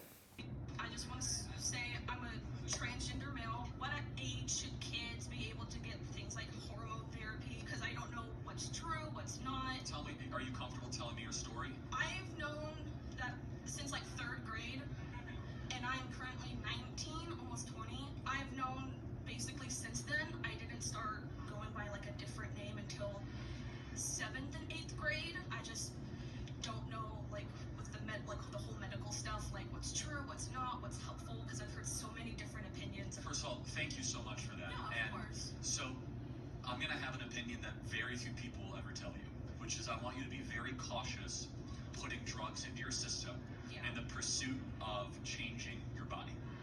I instead encourage you to work on what's going on in your brain first. I think what you need first and foremost is just a diagnosis. Just someone that is going to listen to what you've gone through, listen to what else is going on. My prayer for you, and again, very few will say this, I actually want to see you be comfortable in how you were born. Yeah. I know that you might not feel that way, but I think that is something that you can achieve. I think that with the right team and the right people, you don't have to wage war on your body, you can learn to love your body. So in this clip, I really got the energetic feel that Charlie Kirk cares about this individual. He wants what is best for them. He has his heart open, he's speaking with an empathic tone, and he's sincerely trying to help them based on how he knows. And this helps me see the human in him more and more. There's not contempt, there's not any sort of vicious attitude like many liberals try to paint him as, but in my eye, his understanding of what sex and what gender is so narrow that his advice doesn't actually help the individual, and the advice might actually harm this individual in some ways. This person expressed that from like the age of 7 years old or 8 years old. They said that they felt that the gender they feel they are does not match the body they were born with. And he pretty much completely ignores that fact and says something along the lines of, you just need to become comfortable with the body that you were born with.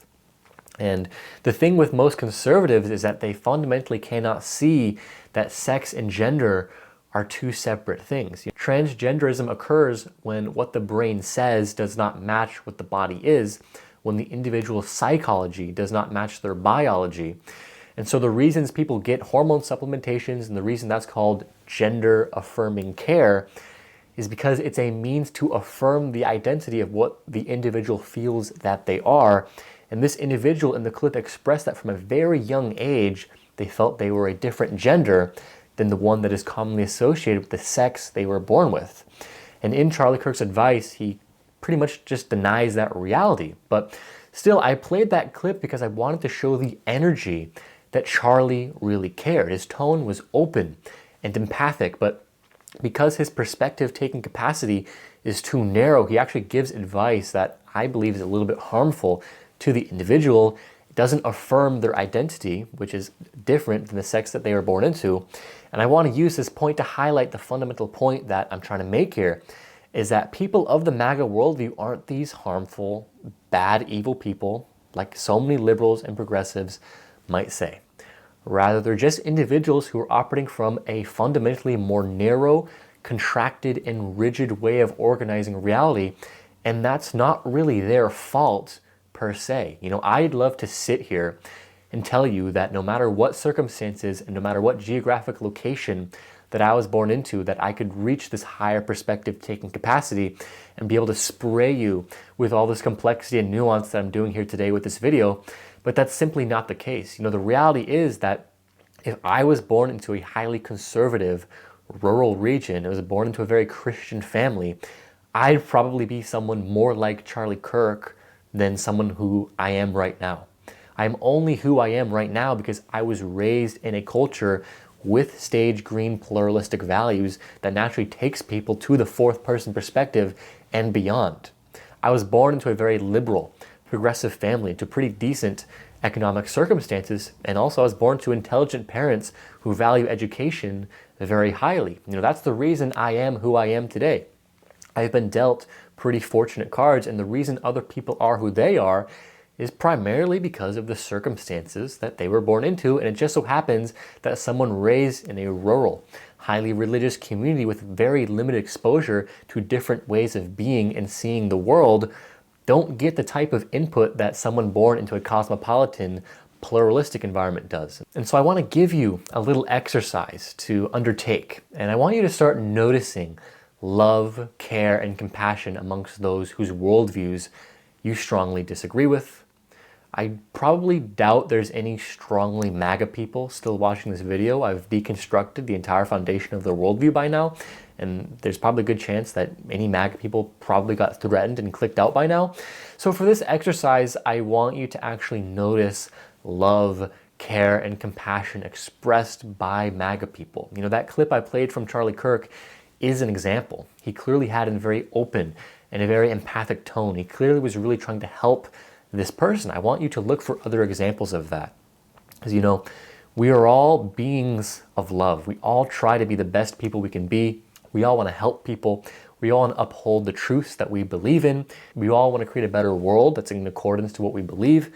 And Charlie Kirk was genuinely defending the worldview that he thought would lead to human flourishing. The harm in his worldview was not intentional malice. It was the inevitable result of what happens when someone who is organizing reality from a second person and early third person perspective tries to solve fourth person problems. He's trying to solve these problems, which he can't even really see what the problems are, with second person and third person tools. His rigid framework for understanding gender, his tribal loyalty to traditional values, his rational arguments about biological reality, all of these were sincere attempts to help protect and create what he believed was a healthy society. This exercise of looking for love in worldviews you oppose is profoundly transformative because it dissolves the psychological mechanism that allows dehumanization to occur. I can see that the concern about traditional marriage comes from genuine belief that stable family structures protect children. I can see that their wanting to uphold open gun laws is them literally wanting to preserve a right that they believe was given to them by God. I can see their heavy focus on following the established law and order reflects genuine desire for community safety. Of course, many of these approaches that are taken are not adequate for the complex global challenges that our world faces today. A lot of these solutions that MAGA posits are very inadequate and are actually counterintuitive to the problems that we face today, and they actually exacerbate the problem. But what I want you to recognize is that the energy driving their actions is fundamentally the same energy driving yours. The desire to create a better world and foster the conditions for human flourishing. That's what everybody wants. They just have different ideas on how to do it. And of course, they're operating with much different developmental capacities, but I want you to recognize again, they are coming from the same place of love that you are. This is what the 4.5 perspective realizes. 4.5 can hold that stage green pluralistic fourth person perspective values represent genuine developmental progress in humanity. And I think we can also see how the collective backlash against these values is also serving its own role within the evolutionary process. I think all of the polarization we are seeing, that is mostly a result of tribal us versus them thinking that's happening on both sides, is imploring us as a species to transcend this tribal us versus them thinking and stop this game of my values are the superior values to yours. We just need to defeat the opposition so my values get to govern the world and reign supreme. We have to stop playing that game entirely, and instead we have to play a different game. We have to play the game of evolutionary love, what we might call the infinite game rather than the finite game. I encourage you to watch my video on the infinite game to get a better understanding of what I'm talking about here. But essentially what this is getting at is that in finite games, which is the game that virtually everyone in the collective field is playing, both conservatives and liberals too, and in finite games there are winners and there are losers. And the goal is to end the game by defeating your opponent. And when it comes to politics, finite players ask questions like, how do we win? How do we defeat the other side? How do we get my values to dominate?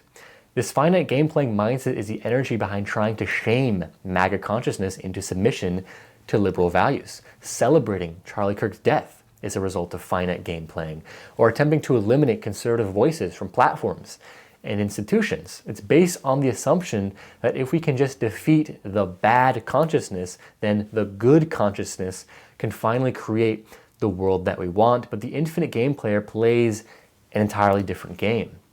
In infinite games, the goal is to keep the game going, to create conditions where everyone can continue playing and evolving together. And so the infinite game approach asks entirely different questions. They ask questions like, how do we create space for all consciousness structures to be seen and understood? How do we facilitate the natural developmental process? How do we create bridges between people of different worldviews in a way that fosters mutual understanding and collaboration? How do we meet everyone where they are with genuine compassion? And I want to say, this does not mean becoming passive and complicit in accepting harmful behaviors and perspectives, but it means recognizing that sustainable transformation only happens when people feel safe enough to let their defenses down and naturally expand their awareness and consider other perspectives. And so from this higher integral vantage point, Charlie Kirk's assassination is not seen as the elimination of an enemy. Many tribally oriented liberals and progressives will think that, but rather, from this higher vantage point, Charlie Kirk's death is seen as a symptom of a collective system that hasn't yet learned how to hold developmental tension without devolving into violence. And so, in light of this insight, I want to give you an amazing example of someone who was able to hold developmental tension without devolving into violence, someone who was able to hold developmental tension with an inspiring and astounding level of open-mindedness and open-heartedness. His name is Daryl Davis. And Daryl Davis was a black man who actually became friends with members of the KKK, the ultimate outgroup to black people. And what Daryl Davis did was that he befriended members of the KKK. He treated them with kindness and compassion, and he actually gave them insight on how to move up the ranks of the KKK. He treated these people with nothing but compassion and kindness. He just had honest, genuine conversations with them.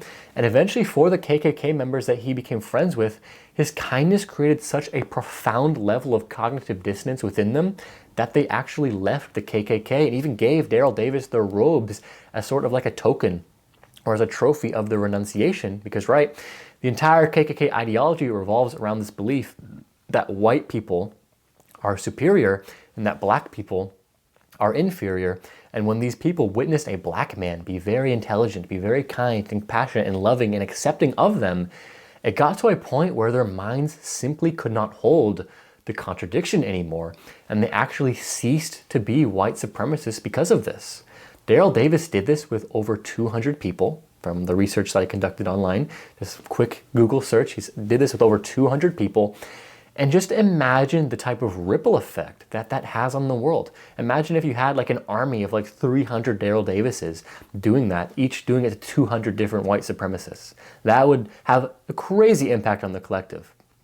And so what Daryl Davis did was that he met people with a more contracted, rigid, fearful, tribal structure of consciousness, and he simply met them with compassion, love, and openness. And it is precisely this energy of compassion, love, and openness which primarily drives and allows the developmental process to take place. Development needs to occur baked in an oven of love, or else it will not occur. It will become distorted, and people will stay locked and frozen into these more contracted, fearful worldviews, which precisely is the MAGA worldview. Even just think about a child's development for a second. If the parents could not provide an unconditionally loving environment for a child and or just couldn't meet the child's needs, severe distortion takes place. The developmental process gets stunted. The child cannot reach their full potential, and they often remain locked in earlier, more contracted, more defensive patterns throughout their life. And the same goes for adult development too. You know, we need to get rid of this myth that adults just like stop developing when they're 25. What I think these models of development that I'm sharing with you is that you can develop your entire life until you're literally 100 years old. For your entire lifespan, you are meant to develop, and you can take a higher and higher altitude in perspective taking. And what the research finds is that the higher and higher you go in altitude, you know, you become to learn more about who you really are. Your mind becomes more complex, and as a result, your values completely change, and you become more empathic, and you express a greater concern for all people and all things. This is what the research tells us. And so if someone grows up in an environment where they are born into a MAGA, Christian, you know, very white-centric worldview, and as they're growing up, they see this guy, Charlie Kirk, who they really resonate with and is talking about the same things they believe in and is actually giving them more sophisticated and effective ways to communicate their worldview, and then they witness this guy, Charlie Kirk, get assassinated live in 4K, their mind is going to close and their heart is going to harden, and they're going to say, those liberals are evil. Those damn liberals are monsters. And it's actually going to get them to contract and harden and double down on their MAGA worldview, and it's going to polarize things more and more and more, and it creates the exact opposite conditions that are actually needed for someone to develop into a more expanded perspective. Do you see how it's always the energy of fear and contraction that keeps someone locked into earlier perspectives and earlier developmental stages? You might even notice this in yourself. You know, when you feel a lot of fear and a lot of contraction, you actually revert to younger, less mature ego states. You experience a shadow crash. And that's what was happening to me when I saw that video of Charlie Kirk being shot.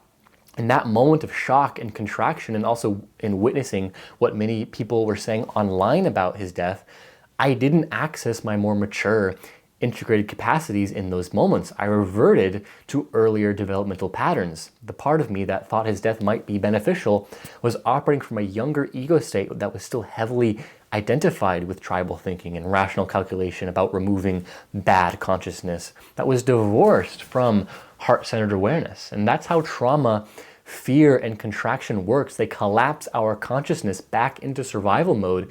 And so when we feel threatened, we lose access to our higher developmental capacities, and we default to whatever strategies helped us survive in the past. You know, for people in the MAGA worldview, witnessing Charlie Kirk's assassination will trigger this exact same perspectival collapse back into more rigid us versus them thinking, more defensive tribalism, more fear-based decision-making. And this is frankly just tragic because it precisely renders the very consciousness we need to actually create a better world less accessible. You know, every person who celebrated Charlie Kirk's death, every person who treated his assassination as a victory for their side, even the people who are subtly glad that there might be one less voice of hate in the world, which is a thought process that I initially had in response to his death, I still view that energy as ultimately harmful. You have to realize that there really is no such thing as individual consciousness or an individual self. And for a second here, we're going to get really spiritual and transpersonal, but try to bear with me, and eventually I'll turn this into something practical. But basically what I'm saying is that it's very limited to view people as these individual, separate people with their own separate will, completely separate from everyone and everything else. A higher order way of viewing people is to see them more as trans individuals, and that each person is an individual expression and simultaneously a node or a piece within a larger web of interconnected consciousness. And the human collective consciousness is a living, breathing entity of its own. It's living inside you in each and every moment. You are it. Every thought you have, every belief you hold, every action you take, those aren't your own thoughts, bro. You're not some like independent entity that's just like generating these thoughts completely independently. These aren't your own actions that you're taking. This isn't purely your own separate individual will at play. These are cosmic evolutionary forces, cultural currents, archetypal influences that have been shaped by everything that has ever happened in the entire universe, and now that's moving through you.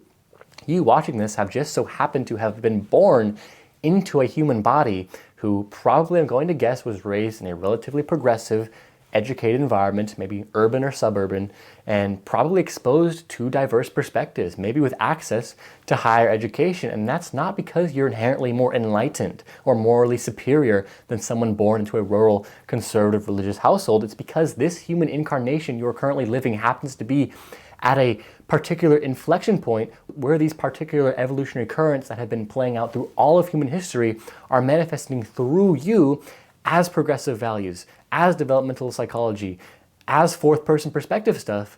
You didn't choose that. You didn't create that of your own will. You only have the values that you do because of all the triumphs and the struggles and all of the technological and intellectual and cultural innovation that has taken place before you, combined with the circumstances that you were born into. A little bit with your unique wiring as well. And so I'm saying this to emphasize that you literally stand upon the shoulders of giants to have the consciousness that you have. And so just as you exist as a manifestation of the human collective consciousness, so does Charlie Kirk. It's just that he existed at a different inflection point based on a different upbringing and based on a different unique psychological wiring. He primarily was an expression of traditional archetypal patterns of consciousness that, yes, do represent earlier developmental stages that do have a more limited perspective-taking capacity. But this is the critical insight that anyone who celebrated Charlie Kirk's death or who suddenly might have thought his death was a good thing has missed. Consciousness does not disappear when you eliminate its messenger. Charlie Kirk was a vessel or a conduit for this more traditional structure of consciousness that is very much active, very much alive, and very much at play within the human collective. And so is Trump, and so is Ben Shapiro, and so are many of these MAGA Republicans. They're just beacons for this traditional structure of consciousness, which is an alive piece of the human collective. And so Energy is neither created nor destroyed, it only changes form. And so when Charlie Kirk was assassinated, that traditional structure of consciousness that he was channeling through him in his career, well, that didn't vanish from the collective field. Instead, that consciousness, it became more contracted, more defensive, more polarized, and every person who looked up to Charlie Kirk, every person who resonated with his worldview, who saw him as a voice for their values, well, they all experienced his death as a direct attack on their entire identity and meaning-making system. And so the idea that his assassination created one less voice of hate in the world is not just morally problematic, it's factually wrong about how consciousness actually works and how consciousness actually evolves. You can't eliminate consciousness patterns by killing their representatives. You can only make those patterns more rigid, more fearful, and more resistant to growth and evolution by doing that. And so every MAGA person who witnessed Charlie Kirk's assassination, now more convinced than ever that liberals are dangerous, more certain that their way of life is under existential threat, more likely to support extreme measures to protect their worldview. His death didn't reduce the amount of traditional consciousness in the world. It made them people with those patterns of consciousness moving through them more traumatized and more defensive. And this is why political violence is so counterproductive from an evolutionary infinite game perspective. It doesn't actually solve anything. It only makes that consciousness more entrenched and harder to reach, and it makes it harder to grow. Instead of creating conditions where people might naturally expand their perspective-taking capacity, it triggers exactly the kind of survival responses that lock people into earlier developmental stages. And so the consciousness that Charlie Kirk was a beacon for is still there. It's just more wounded, more contracted, and more resistant to the very kind of dialogue and relationship that might actually support its evolution. I mean, imagine if Daryl Davis had gone up to those KKK members and started screaming and yelling at them, or even physically fighting them. The KKK members would have contracted and become fearful. They would have doubled down on their worldview, and they would have used the event to confirm their own bias. And they'd be like, look, this is what we're talking about. This exact type of behavior is why black people are inferior. That's what the KKK members would have thought. And then they would have stayed in the KKK, and they would have stayed white supremacists forever, locked into their narrow, fragmented worldview. Guys, what is going to lead to better outcomes for all people is helping them to develop psychologically, which of course best occurs baked in an oven of love. So the solution is to stop providing fuel for their shadow to project onto the other side.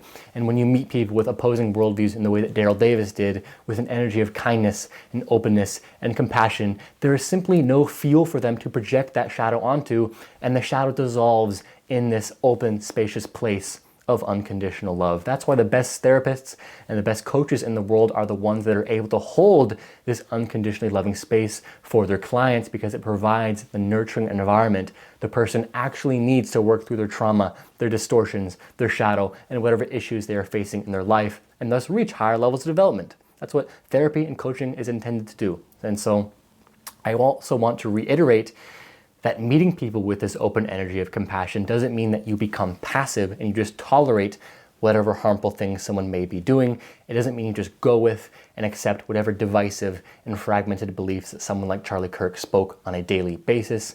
That's not what I'm saying at all. Sometimes love needs to be fierce. Sometimes love needs to be very firm and hold boundaries and make a stand in the ground and say, this is not okay, this is very harmful, this is not the direction that we want to go in as a species, we will not stand for what you are perpetuating onto the world.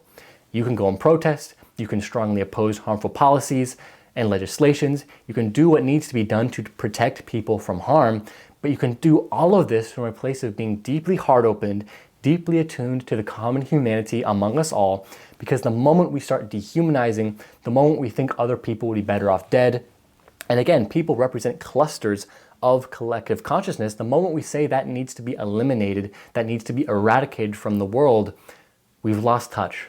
We've lost touch with love. We've lost touch with God. If you want to use a more spiritual outlook, we've lost empathy, and we've fallen into a finite game playing mindset.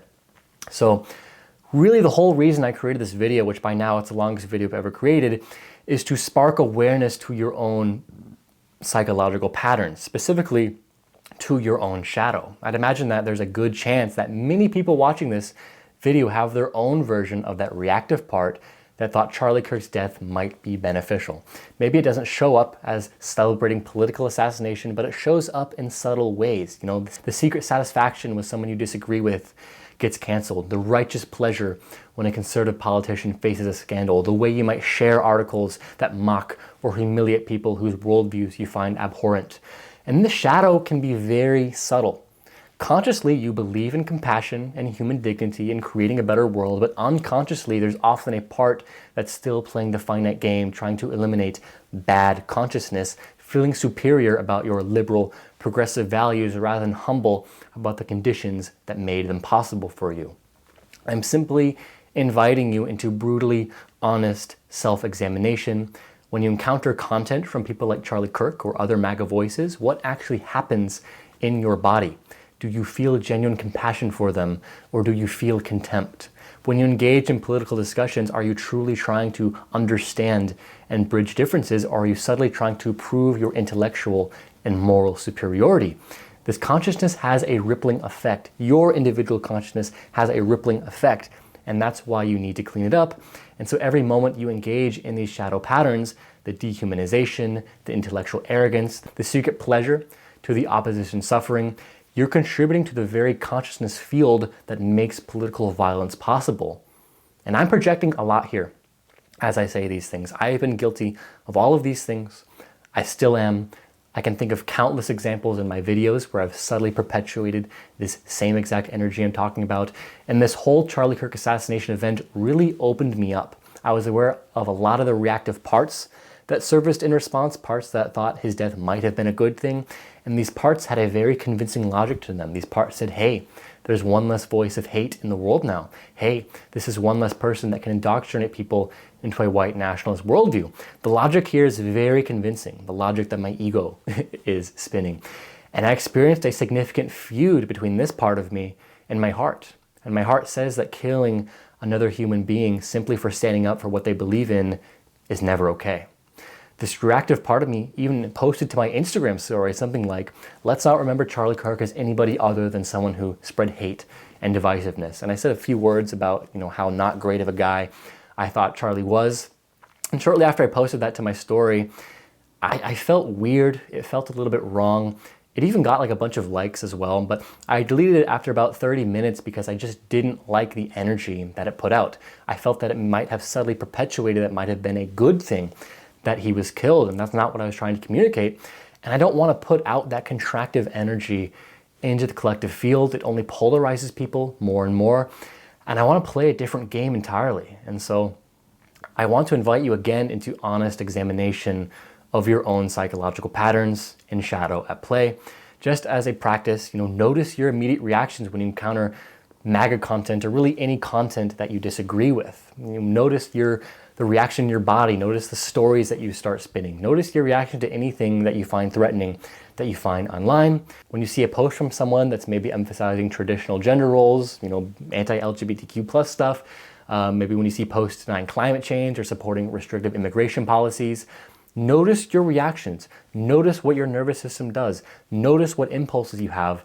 I've definitely done in the past countless times before where my first impulse is to comment something nasty or to screenshot it and send it to my friends with a message of that has the energetic feel of, can you see how evil this guy is? This guy is a monster.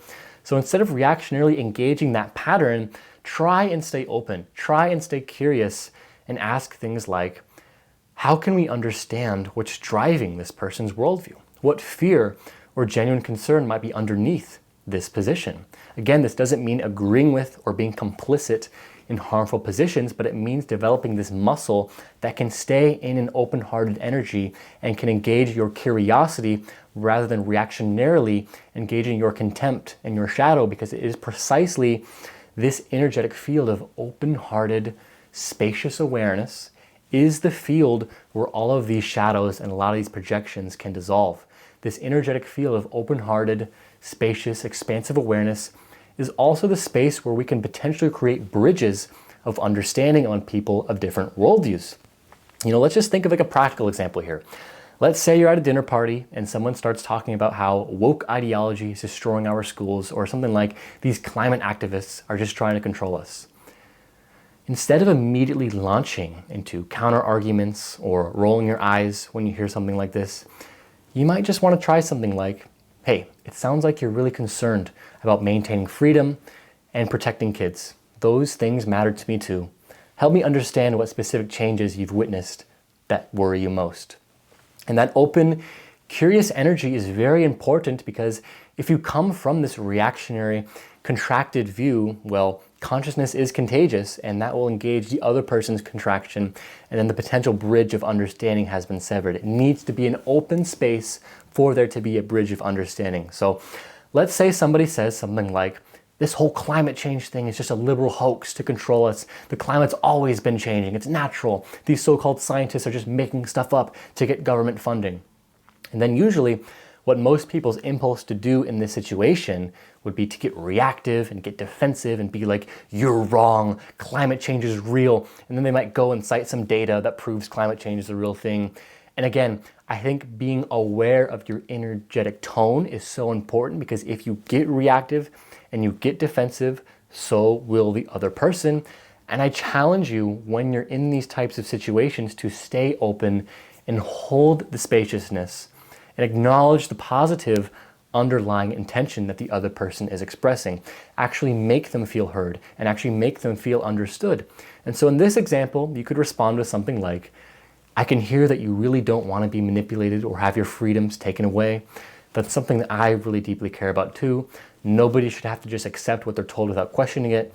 I'm curious, what first made you skeptical about what you were hearing on climate change? And then they maybe say something like, well, they just keep changing the story. First it was global cooling in the 70s, then global warming, now it's climate change. So many of these scientists have said coastal cities would have been underwater by now, and none of that ever happened, so I can't trust a single thing that they say. And at this point, what your ego will probably want to do so badly is to convince them, to correct their view, and sort of try to win this debate. That's what the ego will want to do. But as soon as you contract into that finite game mindset, what I'm saying is that we've all lost. If the other person expresses curiosity and seems open to change their mind, expressing your view would totally be the right thing. But when someone seems very solidified in their opinion, like deeply solidified in their opinion, and they're expressing this reactive energy like, climate change is a hoax, the liberals are trying to control me. Well, in that energy, you can see they're not actually asking for information, and they aren't open to whatever perspective you have to provide. And I see any further attempt to educate them at this point and win them over will be perceived as an attack on their identity and their perspective, and not an offer of helpful information. And guys, even as I say this example, I'm kind of like wrestling in my mind. There's like one side of me that's like, no, I have to educate them, because what if they vote for the candidates that deny climate change and that continues to destroy the earth? And I really want the earth to be healthy and a nourishing environment for all of us to live in. So I already know if I was in this imaginary scenario in real life, I'd probably experience significant nervous system arousal. I'd get triggered because I so deeply think that denying climate change is harmful. But I also know that when you encounter that very closed-minded, reactive, tribal energy around something, the absolute least effective thing you can do is feed the polarization and give them fuel for their shadow to project onto you. If you go forth and you get super reactive and defensive and your heart closes and the field of open spaciousness contracts and you're like, you're wrong, climate change is real, all the scientists are saying this, and you try to convince them and win the debate and you get super reactive, then you're probably just confirmed everything they believe about climate people and about liberals, and that you're proving to them, in their view, that liberals and environmentalists are these condescending, emotional, trying to force their beliefs onto others type of people. And even worse, you've probably triggered their nervous system a little bit into a little bit of like fight or flight mode, and that locks them even deeper into their defensive positions. And so, like, again, like by all means, if they express curiosity about climate change, you can educate them. But if there's someone who clearly is deeply entrenched in their thought patterns and their tribal identity, your reactivity is only fuel for their shadow projections. So I think the higher order move in that case is to just say something like, I can hear that you feel really strongly about this, and I respect that you've thought it through for yourself. We've definitely see things differently when it comes to environmental issues, and I'm open to discussing that if you would like, but I can tell you care about not being manipulated, and that actually matters a lot to me too. And then you sort of can just like let it go. If they're clearly not open to talking about it and like not open to any other perspectives, you just let the topic go. But the whole point is that you maintain this open energy and you maintain genuine care and concern for the other person. And like, I don't even really do this that much of what I'm saying. Like, I was contemplating Charlie Kirk's death, and I'm like, I really do think this is like the most effective thing. And it's really like the craziest spiritual practice you could ever do, because you're developing the capacity to maintain a sense of openness and to keep your circle of concern and empathy for another person, even when they are expressing views that you might find incredibly harmful. The ego will always want to roll its eyes and think, what an idiot, he's so dumb. The ego will plot its next best opportunity to educate them. But this spiritual practice is so profound because you're genuinely letting go of any agenda around changing their mind while still holding them in your heart as a fellow human being who's doing their best with the perspective-taking tools that they have available. And with where I'm at now, I really do think this is the most effective way to communicate with people who are clearly operating from a less inclusive, more narrow, more fragmented worldview. You stay open, you stay in empathy, you express genuine care and concern for them. You hear their underlying positive intention. You really deeply listen and hear them, and you do all of that while simultaneously staying deeply rooted in your own values. You don't close and contract. You don't get consumed by reactive parts of yourself. You just model open-hearted, spacious, expansive, curious, compassionate, loving awareness. And I think if more and more people come to embody that, that's what does the genuine convincing in the long run. In this climate change example, the person will walk away experiencing something that might be unexpected to them. Someone who cared about climate change but treated them with genuine respect and dignity. That's probably a very rare thing for them to experience in this highly politically polarized reality, and that might matter years later in ways that you'll never know. And all of what I'm saying here too is precisely why like debates I think are mostly pointless. If you watch a debate, all I really see is just two egos talking back and forth, even verbally arguing and fighting back and forth. Each person comes into the debate with their preconceived conclusions in mind, with arguments and facts and data to back it up, and they go into the debate trying to win. The energetic tone in the debate is always very pointed, very narrow, very abrasive. I won't say always, but probably like 90% of the time, that's the tone. And that's the opposite of this energy of open, expansive, spacious, curious awareness, which is the space that truth actually can get revealed, where genuine insight can actually arise. If you're closed and contracted and have like a preordained perspective, there's no open space for genuine insight to come in and to consider something new. And so when people enter debates, they're not actually seeking truth. They're seeking to validate their existing beliefs and demonstrate their intellectual superiority. The whole structure of a debate is set up for performance rather than discovery. You know, each person has already decided what they believe before the conversation even starts, and they're just looking for opportunities to deploy their pre-prepared arguments. You know, this characterized Charlie Kirk's entire career. But what I'm saying is that real learning, real transformation, real insight happens in a completely different kind of space. It happens when people feel genuinely safe and feel held in an environment to question their assumptions when they're not defending their identity or trying to win points. It happens in that open, spacious awareness, in this open, spacious environment where curiosity is more important than being right. And so this approach that I'm describing, saying open and curious and in touch with the heart, even with people whose worldviews deeply trigger you, that's actually a form of political activism. I'm trying to tell you that that's the best form of political activism. You're creating the conditions where consciousness can naturally evolve rather than triggering the defensive reactions that lock people deeper into their positions. This is the infinite game approach to human consciousness transformation, and it is the most effective approach that I'm aware of.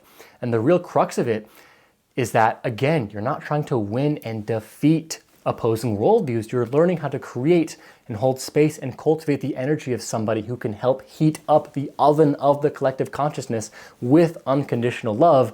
And we need that oven to be very hot if we want to transcend the limiting structures of consciousness that, frankly, we need to transcend if we're going to make it in the long run as a species, because shit is getting fucking crazy out here, guys. We got climate change. We got the threat of nuclear warfare that still looms occasionally sometimes. We have war in Russia and Ukraine, and in Israel-Palestine, a genocide is taking place there. We have very, very severe political polarization. And really, as we've discussed this political polarization in a lot of ways, it's really developmental polarization. And I worry this polarization could erupt into warfare at some point. And the assassination of Charlie Kirk just accelerated that polarization. And another thing is we also have a technological singularity looming in the future as AI becomes more and more advanced. And I don't know what the fuck is going to happen with that, but it's going to be crazy. And I know whatever happens, whether it's AI helps us create a utopia or whether AI serves to drive us into dystopia or even extinction, I know whatever happens there will be of humanity's doing. We are the creators of our reality, and what I'm imploring you to recognize is that your individual consciousness work is actually collective healing work. Every moment you choose to stay open and curious when encountering triggering worldviews, every time you embody compassion instead of contempt and fear and contraction, every interaction where you model what it looks like to disagree without dehumanizing, you are contributing to the conditions that make consciousness evolution possible on a species-wide level.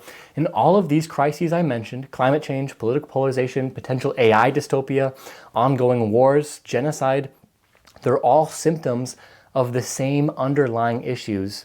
They're all expressions of consciousness structures, developmental stages that can't hold the complexity and the interconnectedness of our current reality. We're trying to solve 21st century global challenges with tribal, nation state, and purely rational individual thinking patterns that are simply inadequate for the scope of what we're facing.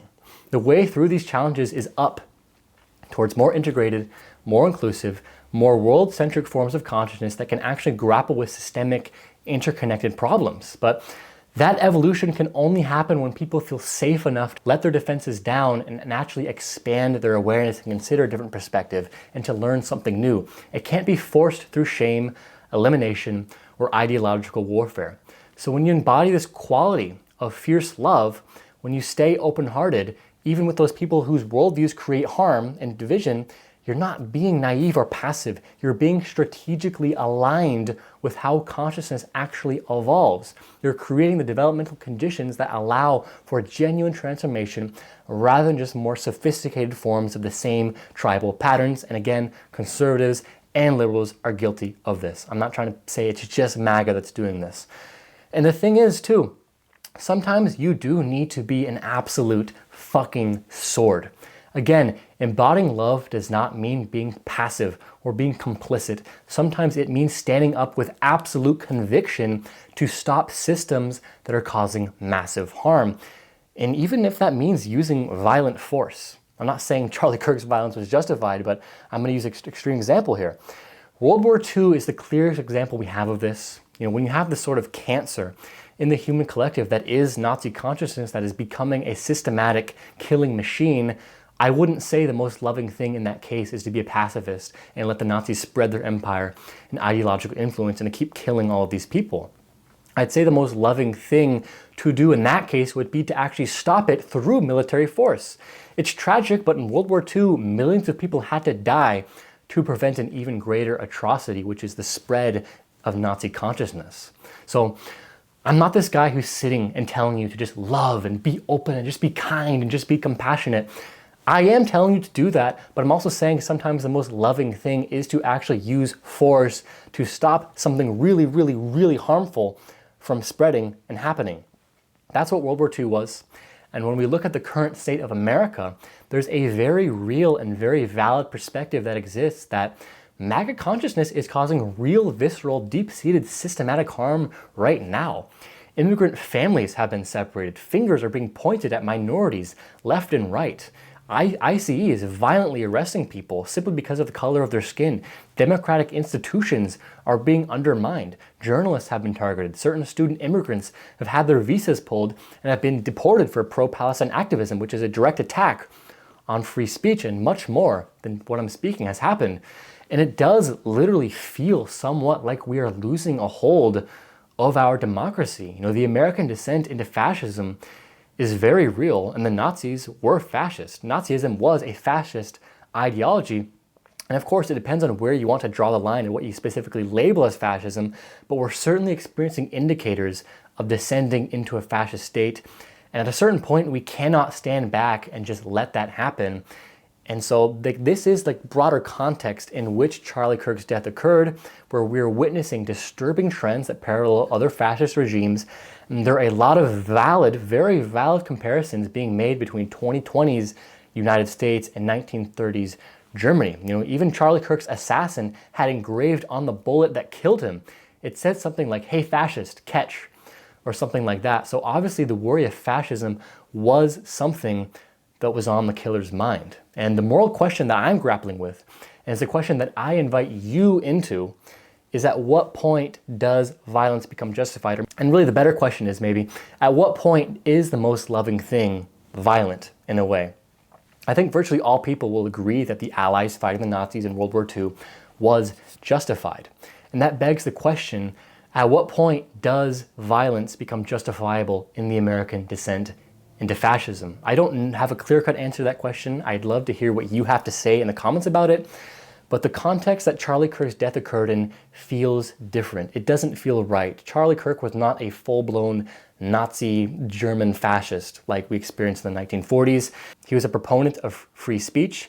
That was like his main message, is that he used his free speech to try to help bridge people of different worldviews into a place of a mutual common understanding. You know, I'm sure if the First Amendment was trying to be erased, I'm sure that he would have fought up against it. So I can't call Charlie Kirk a full-blown fascist that was perpetuating the same level of harm that Nazi Germany was. And I can't say that the United States are at a level that is even close to what Nazi Germany was. I think people are very right to sound the fascist alarm with what's happening right now. But again, we're nowhere near the full-blown fascism that was Nazi Germany.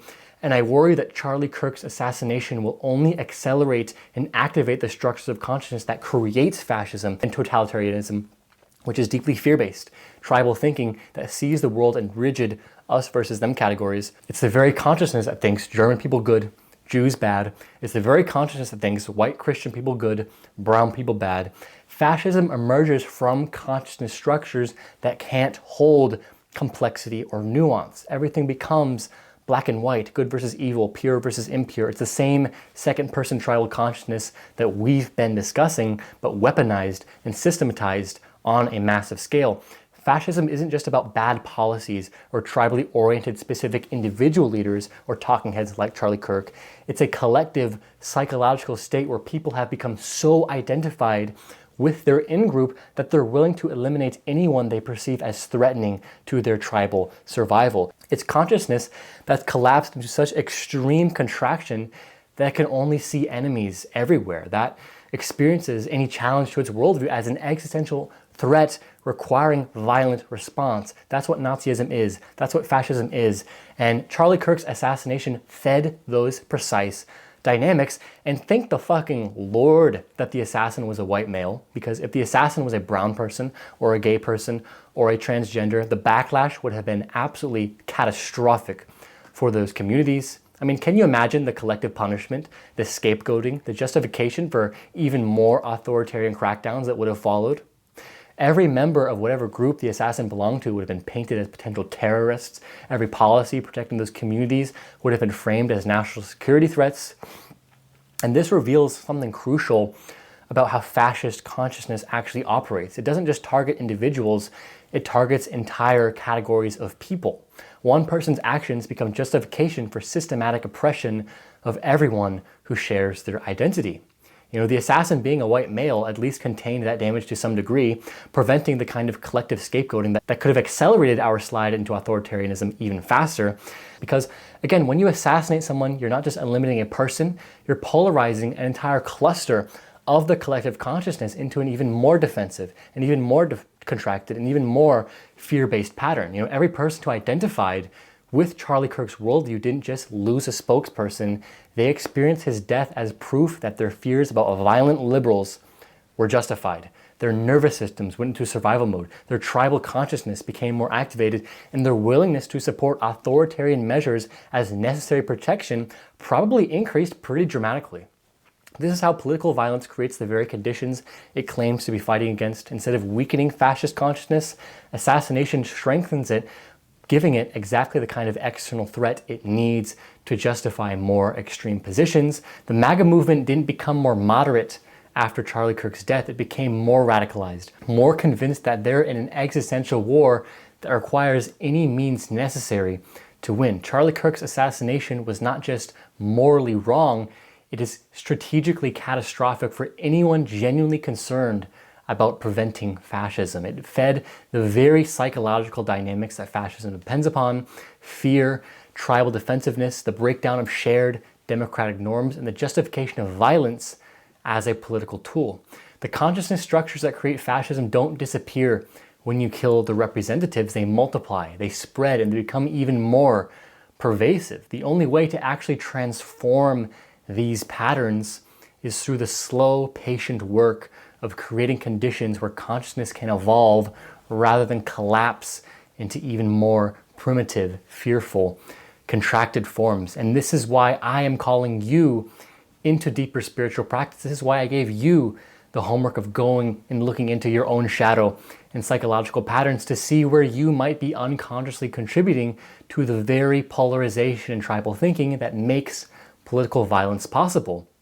This inner work is not just personal development, it's the most important political action that you can take. It is political activism. And when you clean up your own reactive patterns, when you learn to stay heart-centered, even with people whose worldviews and beliefs create harm, when you embody genuine openness and curiosity instead of righteous superiority, you're literally healing the collective field that we all participate in. Consciousness is contagious, guys.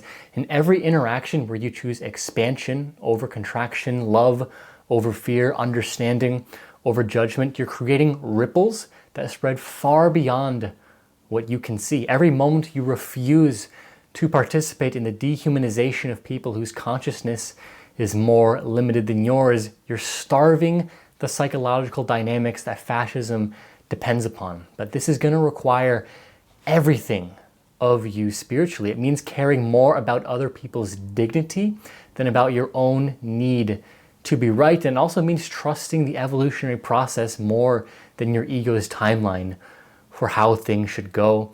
It means becoming genuinely humble about the fact that your own progressive values are as much a product of your circumstances and upbringing as Charlie Kirk's conservative values were a product of his.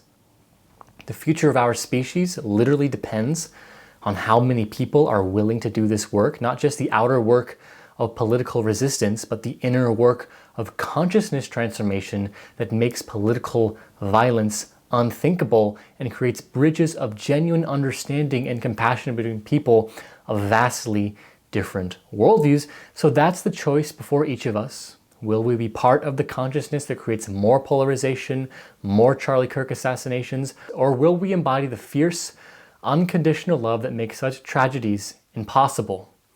The world is waiting for your answer, not in words, but in how you show up in every moment of your life. Human consciousness is evolving, guys, and it's evolving towards openness, freedom, liberation, love. I mean, just take a quick scan through the human story. The human story has just been a movement towards more love, more freedom, more liberation, the movement from slavery into freedom, from segregation to equal rights, from oppressive monarchy to democracy. History never looks back kindly on forces that oppress, contract, fragment, and divide people. That's why we hate Hitler. That's why everybody hates Hitler. That's why we view freedom of the slaves as a good thing. It's why we celebrate the civil rights movement. It's why women gaining the right to vote and equal rights is seen as progress. It's why LGBTQ+ rights are expanding globally. This is the arc of human consciousness evolution towards greater inclusion, towards greater freedom, towards greater care and concern for all people. This is the arc, and I promise you, if you align with it, life gets a lot better. Life gets amazing, actually. You get in touch with the truth of who you are. You get in touch with God, not as some oppressive sky daddy, like a lot of Christians think, but as the loving force that creates all of reality, the loving force that is your true nature. And yes, Charlie Kirk and the MAGA movement represent a natural resistance to this evolutionary process, and that doesn't make them evil. It's just the inevitable occurrence of what happens when consciousness expands. Resistance has happened every time humanity has taken a leap in consciousness. We should have seen this resistance coming. We could have seen this resistance coming. But what's different now is that we now have the developmental understanding to see this process for what it actually is. We don't have to get caught up in the content of the resistance. We can recognize it as a predictable phase in consciousness evolution. We can respond to it with the kind of fierce and unconditional love that actually facilitates development rather than this like reactive, egoic hatred and dehumanization that stunts it. And you know, it's funny that I reached the end of this video and the message is to just love. That's what the message always is. Love always wins, because love is the truth, love is God, love is the core of your being, love is the cosmic erotic force that is pulling consciousness towards greater inclusion, care, complexity. And so our job isn't to defeat or eliminate these forces of contraction. Our job is to embody the expansion that is naturally calling all of us forward. That's the real revolution, becoming so fully aligned with love that we become irresistible invitations for others to grow. That's how we prevent more Charlie Kirk assassinations. That's how we prevent fascism.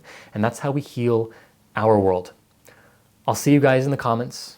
And if you want to take your inner development to the next level, I do offer coaching and mentoring. I think I've said everything that I want to say here, guys. I hope you all have a great day and peace.